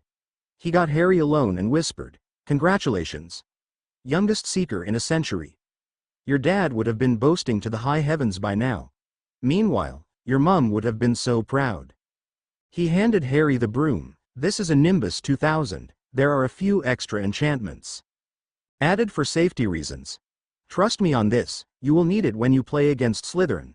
I remember back in our day, Proms was thrown off his broom twice in the same match. According to your mum, a few Slytherin students in the stands were using their wands to jinx the broom. I don't know if the attitude has improved or worsened, but it's better to be safe than sorry. Lily would haunt me forever if I let anything happen to you." Harry's eyes were wide. "Uncle Sirius. You didn't have to. This is one of the top-notch brooms." "Don't be silly, pup. I have 11 years of birthday and Christmas presents to make up for. Also, the protection enchantments were Uncle Remus' idea." Soon, Halloween arrived, and Harry had no idea how to react to this. On that day, there was only one lecture, charms. Beyond that, everyone was free to do as they pleased, until that night's feast. There was still a bit of time, because charms was before lunch. That was when Harry had a brainwave. He approached McGonagall after breakfast. "Professor, I was wondering if I could possibly visit my parents' graves. I wanted to honor them on this day." The wizened woman had a kind smile on her face. "Of course you can, dear child. I'll way about today. Meet me at the castle entrance in 10 minutes. I will also put out a call to Sirius and Remus as well." Harry nodded and scampered off to get ready. 10 minutes later, he slipped out of the entrance and followed Professor McGonagall. After they left the wards, she told him, "Hold my arm, we are going to apparate to Godric's Hollow. A fair warning though, it can be a little unpleasant for first-timers." The next thing he knew, he was being squeezed hard. This feeling was almost like his entire body was being forced through a tight rubber tube. When they landed, he staggered away and began retching in a nearby bush. After recovering, he managed to take in his surroundings. He spotted Sirius and another man with scruffy-looking clothes and a thinning mustache waiting for him. Sirius gently hugged him. "Hello, pup. How are you feeling?" "I'm having conflicting thoughts. On one hand, I'm sad that Mum and Dad died on this day because of you-know-who. However, I'm a little excited because of the feast. Am I wrong to feel this way?" Remus knelt and placed his hands on Harry's shoulders. He smiled kindly. "I wouldn't blame you in the slightest. I admit, the larger wizarding populace see this as the day that you defeated you-know-who. There are a few who see it as the day a child became orphaned. Take your friend Neville, for example. He was also a target for the Death Eaters. As a result, both of his parents were tortured and are currently residing in St. Mungo's." He nodded. "Yeah, I thought I saw Neville earlier. He was going somewhere with Professor Sprout and an older woman with a stuffed vulture on her hat." Sirius replied, "That would be his grandmother, Augusta Longbottom. They were probably headed to St. Mungo's to visit his parents. By the way, I thought you should know, Neville's mum is your godmother, while your mum was Neville's godmother. Anyway, here we are. Harry. Welcome to St. Jerome's graveyard." The quartet stopped in front of two graves, lying side by side. Sirius, Remus and McGonagall stepped back to allow Harry to have a moment alone with his parents. The boy knelt and gently traced their names on the headstones. He whispered, "Mum, Dad, words can't express how much I miss both of you. Sometimes I wish that the Dark Lord never existed, so that I could live happily ever after with you two and Mother Artemis." Immediately after the attack, I stayed with her and the Hunters of Artemis. You two would have loved them, though Dad may have to be a bit wary around them. They have been the big sisters I never had. They raised me, taught me, loved me, and every time they did, I feel like you two were with me, every step of the way. We finally got Sirius free from Azkaban after he was illegally incarcerated. I hope both of you are in Elysium. I miss you and love you." With those final words, he placed a kiss on each headstone and stepped back. Remus' gentle arms wrapped around him. "That was beautiful, Harry. I'm sure they love you too. I'm sorry I wasn't around for you during your childhood. I am here now and won't go anywhere." The next few minutes were spent wandering around Godric's Hollow. In all honesty, it was quite a quaint little village. There was a narrow road with several near-identical cottages lining up on either side of the road.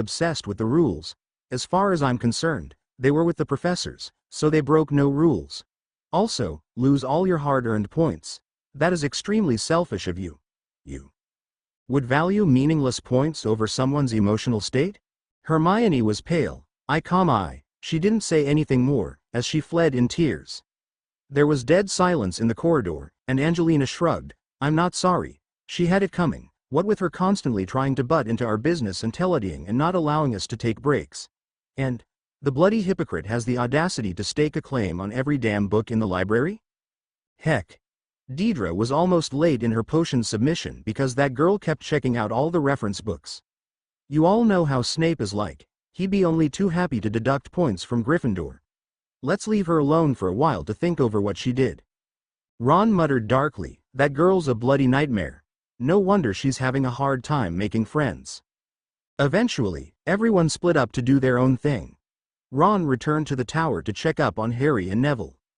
Soon, nighttime approached and everyone filed down to the Great Hall. Harry went to look for an empty seat, when he heard Angelina call him. Hey, Harry, over here. We've saved you a seat.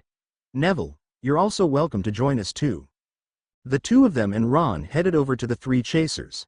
Katie laid a gentle hand on Harry's shoulder. Hey, we heard the big row with Granger. That girl was way out of line. You okay?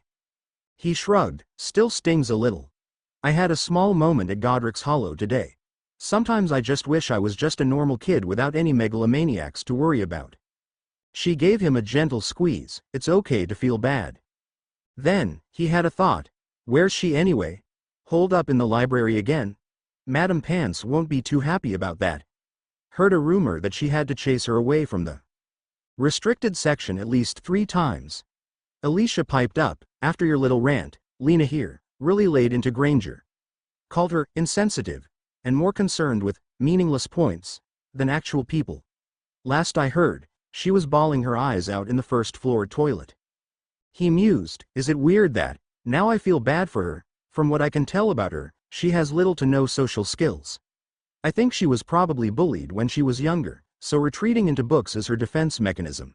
As for her obsession for rules, I think that kind of attitude has been drilled into her head, to the point that she cannot fathom that there can be rare exceptions to the rule. You're probably right, Harry. I suggest we stage an intervention for her, if we can drag her out of the bathroom. Midway through the feast, a terrified Professor Quirrell burst into the Great Hall. He hollered, Troll, troll in the dungeons. He stopped in front of the head table, thought you ought to know. The Dada professor then keeled over in a dead faint. Following the declaration, the screaming began. After a few seconds of panic, Dumbledore managed to get control of the hall. He ordered, Prefects, please lead your students back to their dormitories. Percy Weasley immediately sprang into action. Follow me, stick together, first years. No need to fear the troll if you follow my orders. Stay close behind me, now. Make way, first years coming through. Excuse me, I'm a prefect. Just then, Harry froze in his tracks, and so did Ron. Harry breathed fearfully. Skata. Hermione doesn't know about the troll. We've got to warn her. Ron muttered. I thought you were mad at her. She got pretty personal when she snapped at you. That may be, but I don't want her potential death on my conscience. Wait, I have an idea. Harry hurried forward and muscled his way through the crowd, with Ron following him. He made it to Percy and tugged on his sleeve. Percy. We're missing someone. Hermione was not at the feast, so she doesn't know about the troll. The older boy paused. Where was she last seen? First floor girls' toilet. The prefect agonized for a few seconds. Okay. I am probably going to regret this. According to the professors. The troll is in the dungeon. I want both of you to run as fast as you can and warn her. If you three are not back in 5 minutes, I will come and get you or inform one of the professors. Now go. The two of them scrambled away and raced towards the first floor. Just then, an awful stench filled their lungs. For Ron, it was worse than the dung bomb that the twins lobbed on his bed last week. Meanwhile, Harry found the smell worse than the time the Stoll brothers dunked a carton full of rotten eggs on Clarice. Then they heard it, a low grunting, and the shuffling footfalls of gigantic feet. Ron pointed. At the end of a passage to the left, something huge was moving toward them. They shrank into the shadows and watched as it emerged into a patch of moonlight. It was a horrible sight. 12 feet tall, its skin was a dull, granite gray, its great lumpy body like a boulder with its small bald head perched on top like a coconut. It had short legs thick as tree trunks with flat, horny feet. The smell coming from it was incredible. It was holding a huge wooden club, which dragged along the floor because its arms were so long. The troll stopped next to a doorway and peered inside. It waggled its long ears, making up its tiny mind, then slouched slowly into the room. A few seconds later, there was a piercing scream from the doorway. The boys sprinted in, their wands drawn. The good news was that she was unharmed. The bad news was that the troll was advancing towards her with its club raised and smashing sinks and walls. Ron picked up a nearby broken tap and hurled it at the troll, hitting its back. That did the trick, as the beast investigated the disruption. Unfortunately, it found a new target called Harry Potter. The troll lumbered towards him with its club raised. Harry was sorely tempted to use his daggers, but hesitated, not wanting to expose himself. Luckily, Ron provided the perfect distraction for the troll. He lobbed a metal pipe and hollered, "Oi, pea-brain."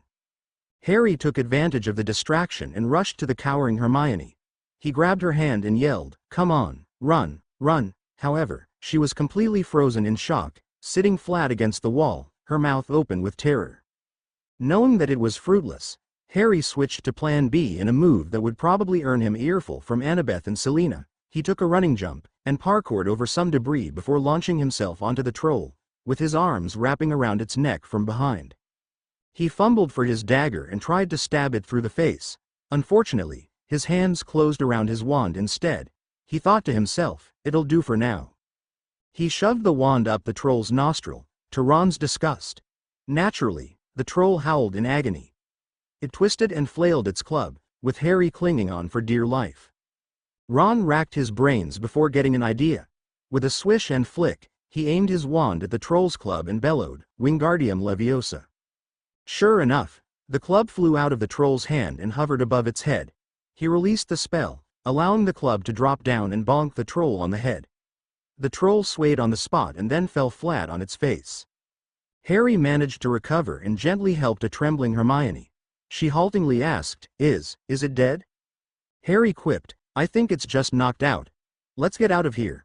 I don't think I want to be around when it wakes up." They shuffled out and walked back in awkward silence.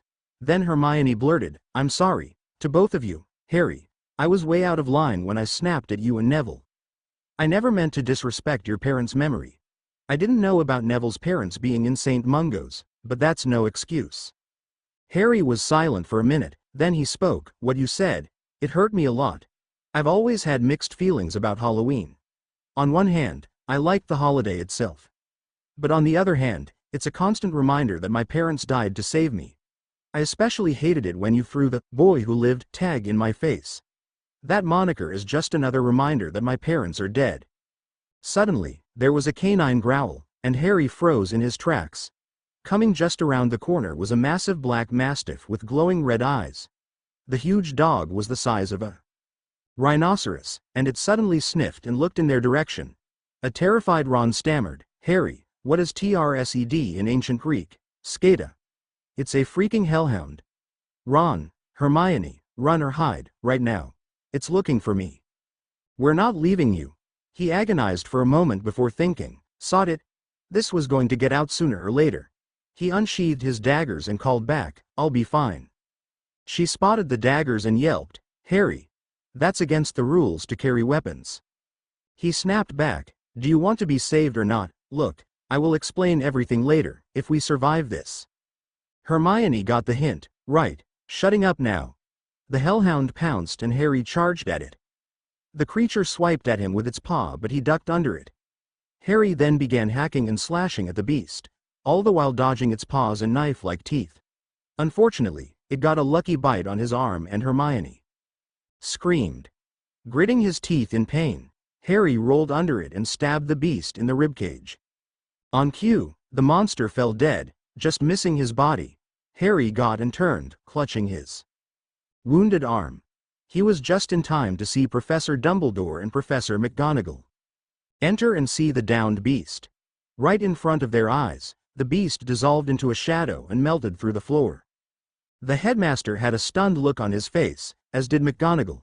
Then, he schooled his features back to normal. "Mr. Potter, Mr. Weasley, Ms. Granger. I trust there is an explanation why you three are not in your common rooms. Shall we take the conversation into my office? I'm sure there must be a story behind this. Minerva, can you also fetch Poppy?" The four wordlessly walked to the headmaster's office. Soon, Poppy Pomfrey and Minerva McGonagall joined them. The nurse clucked disapprovingly before she cleaned the wound on his arm. She then reached into Harry's emergency supplies, fished out some ambrosia, broke off a piece and fed it to him. Before their very eyes, the bite marks faded a little bit and the bleeding stopped. After that, she took a roll of bandage and wrapped his arm in it. She spoke, "Judging by the scarring, it should take a couple of days for it to heal completely." Dumbledore smiled. "Thank you, Poppy. If you would please stay back, Mr. Potter will explain how he got his injuries. I think it would be wise to start from the beginning, Harry." Harry turned to Ron and Hermione. "Okay, so before I begin, do you believe in gods?" Hermione raised an eyebrow. "I'm a Christian, of course I believe in God." He gently corrected her. "Gods, plural. Specifically the Greek gods. They actually exist." Ron looked lost, but Hermione's eyes widened. "They're real?" "Yes. Back in October 1979, my mother Lily was hit with a curse, rendering her barren. So, they looked for some fertility rituals, before Sirius found something. From what I was told, he accidentally gave them a summoning ritual, not a fertility ritual." McGonagall snorted. "I'm not surprised. He would have found the right ritual had he paid more attention in class and not focused on pranking people." He continued, "Anyway, the summoning ritual called on the nearest deity to help them. Lady Artemis, goddess of the hunt, was the closest and answered the call. With a blood ritual, she was able to pass some of her essence into James's body and then into Lily Potter's womb. So, my mother was finally pregnant with me. The only caveat was that Lady Artemis is also counted as my mother. She swore an oath to remain a virgin forever, but my conception was a loophole in this oath. In other words, I am the first and only demigod son of Artemis. The creature that attacked was a hellhound from the depths of the underworld. Though I'm curious, how did it get inside the Hogwarts wards?" Dumbledore replied, "I believe I can answer that. We finally found the troll unconscious in the first-floor girls' toilet. My theory is that somebody opened the wards to let the troll inside. I am guessing that the hellhound was also able to get inside before the wards could be closed." Harry nodded. "It's possible. Anyway, after the attack by you-know-who, Lady Artemis appeared and took me away. I think you and Professor McGonagall witnessed that." "Indeed. Right. Since then she and the Hunters of Artemis have been raising me. The Hunters are a group of girls who have sworn loyalty to my godly mother. The perks are semi-immortality and eternal youth. Cons are that they have to swear off falling in love." Hermione asked, "Semi-immortality?" "Basically, the girls are immortal, as long as they do not break their vow of falling in love, or they are slain in battle." Everyone nodded and Ron finally understood. Harry continued, "After I turned 5, I was sent to a camp full of fellow demigods." Ron snapped his fingers. "So that's what you mean, every time you referred to summer camp. Also, what was that thing that Madame Pomfrey gave you?" "That's right. The thing is, Lady Hecate, Greek goddess of magic, has insisted that the larger wizarding world should not be made aware of the existence of demigods. Only those who I can trust can be allowed to learn my secret. Also, that food is called ambrosia. It is literally the food of the gods of Olympus. Demigods can eat it because it has healing properties. However, eating too much of it can cause the body to literally burn up. Also, mortals are forbidden from consuming it or their bodies will burn up. So when I stopped you from eating it when you raided my suitcase, I was literally saving your life." Dumbledore replied, "Lady Hecate fears that the pureblood supremacists would make things a lot worse?" "That is correct. According to her, this world are not ready to learn of the existence of gods. Ron, Hermione, I would really appreciate it if both of you kept this a secret. Please, I am trusting both of you." The two promised him, and then Hermione blurted, "Harry, why were you carrying the daggers?" He said, "Hazard of being a demigod. Monsters can attack at any time. That is why we go to Camp Half-Blood. So that we can train to fight these monsters and survive. Besides, it was better to have them and not need them, than to need them and not have them. Also, they are not the only weapons I have." He took off his rings and both transformed into a bow and a quiver full of arrows. Dumbledore looked grave. "I appreciate you saving your friends like that. That being said, you will have detention for carrying these weapons. I shall decide your punishment at a later date, so let me think on it. Fortunately for you, I will allow you to keep your weapons, so long as they are well hidden and you do not use them in school unless in an emergency. Also, 30 points from Gryffindor for carrying the weapons. 10 points to Gryffindor for saving your classmates. Finally, McGonagall turned to the trio. Now, could you please explain why you were not in your common rooms? Hermione spoke up in a small voice. After Charm's class, I had a massive row with Harry and Neville. I jumped to some wrong conclusions and we argued about it. Afterwards, I ran off crying in the bathroom. I didn't know about the troll at all. I assume Harry and Ron came to warn me about it. The Transfiguration Professor's lips thinned. I see. Thank you for your honesty. You three may go. They left, with Harry still cradling his injured hand. It may be healing, but it still hurt like Tartarus. Thanks for watching. Hit 50 likes for part 2.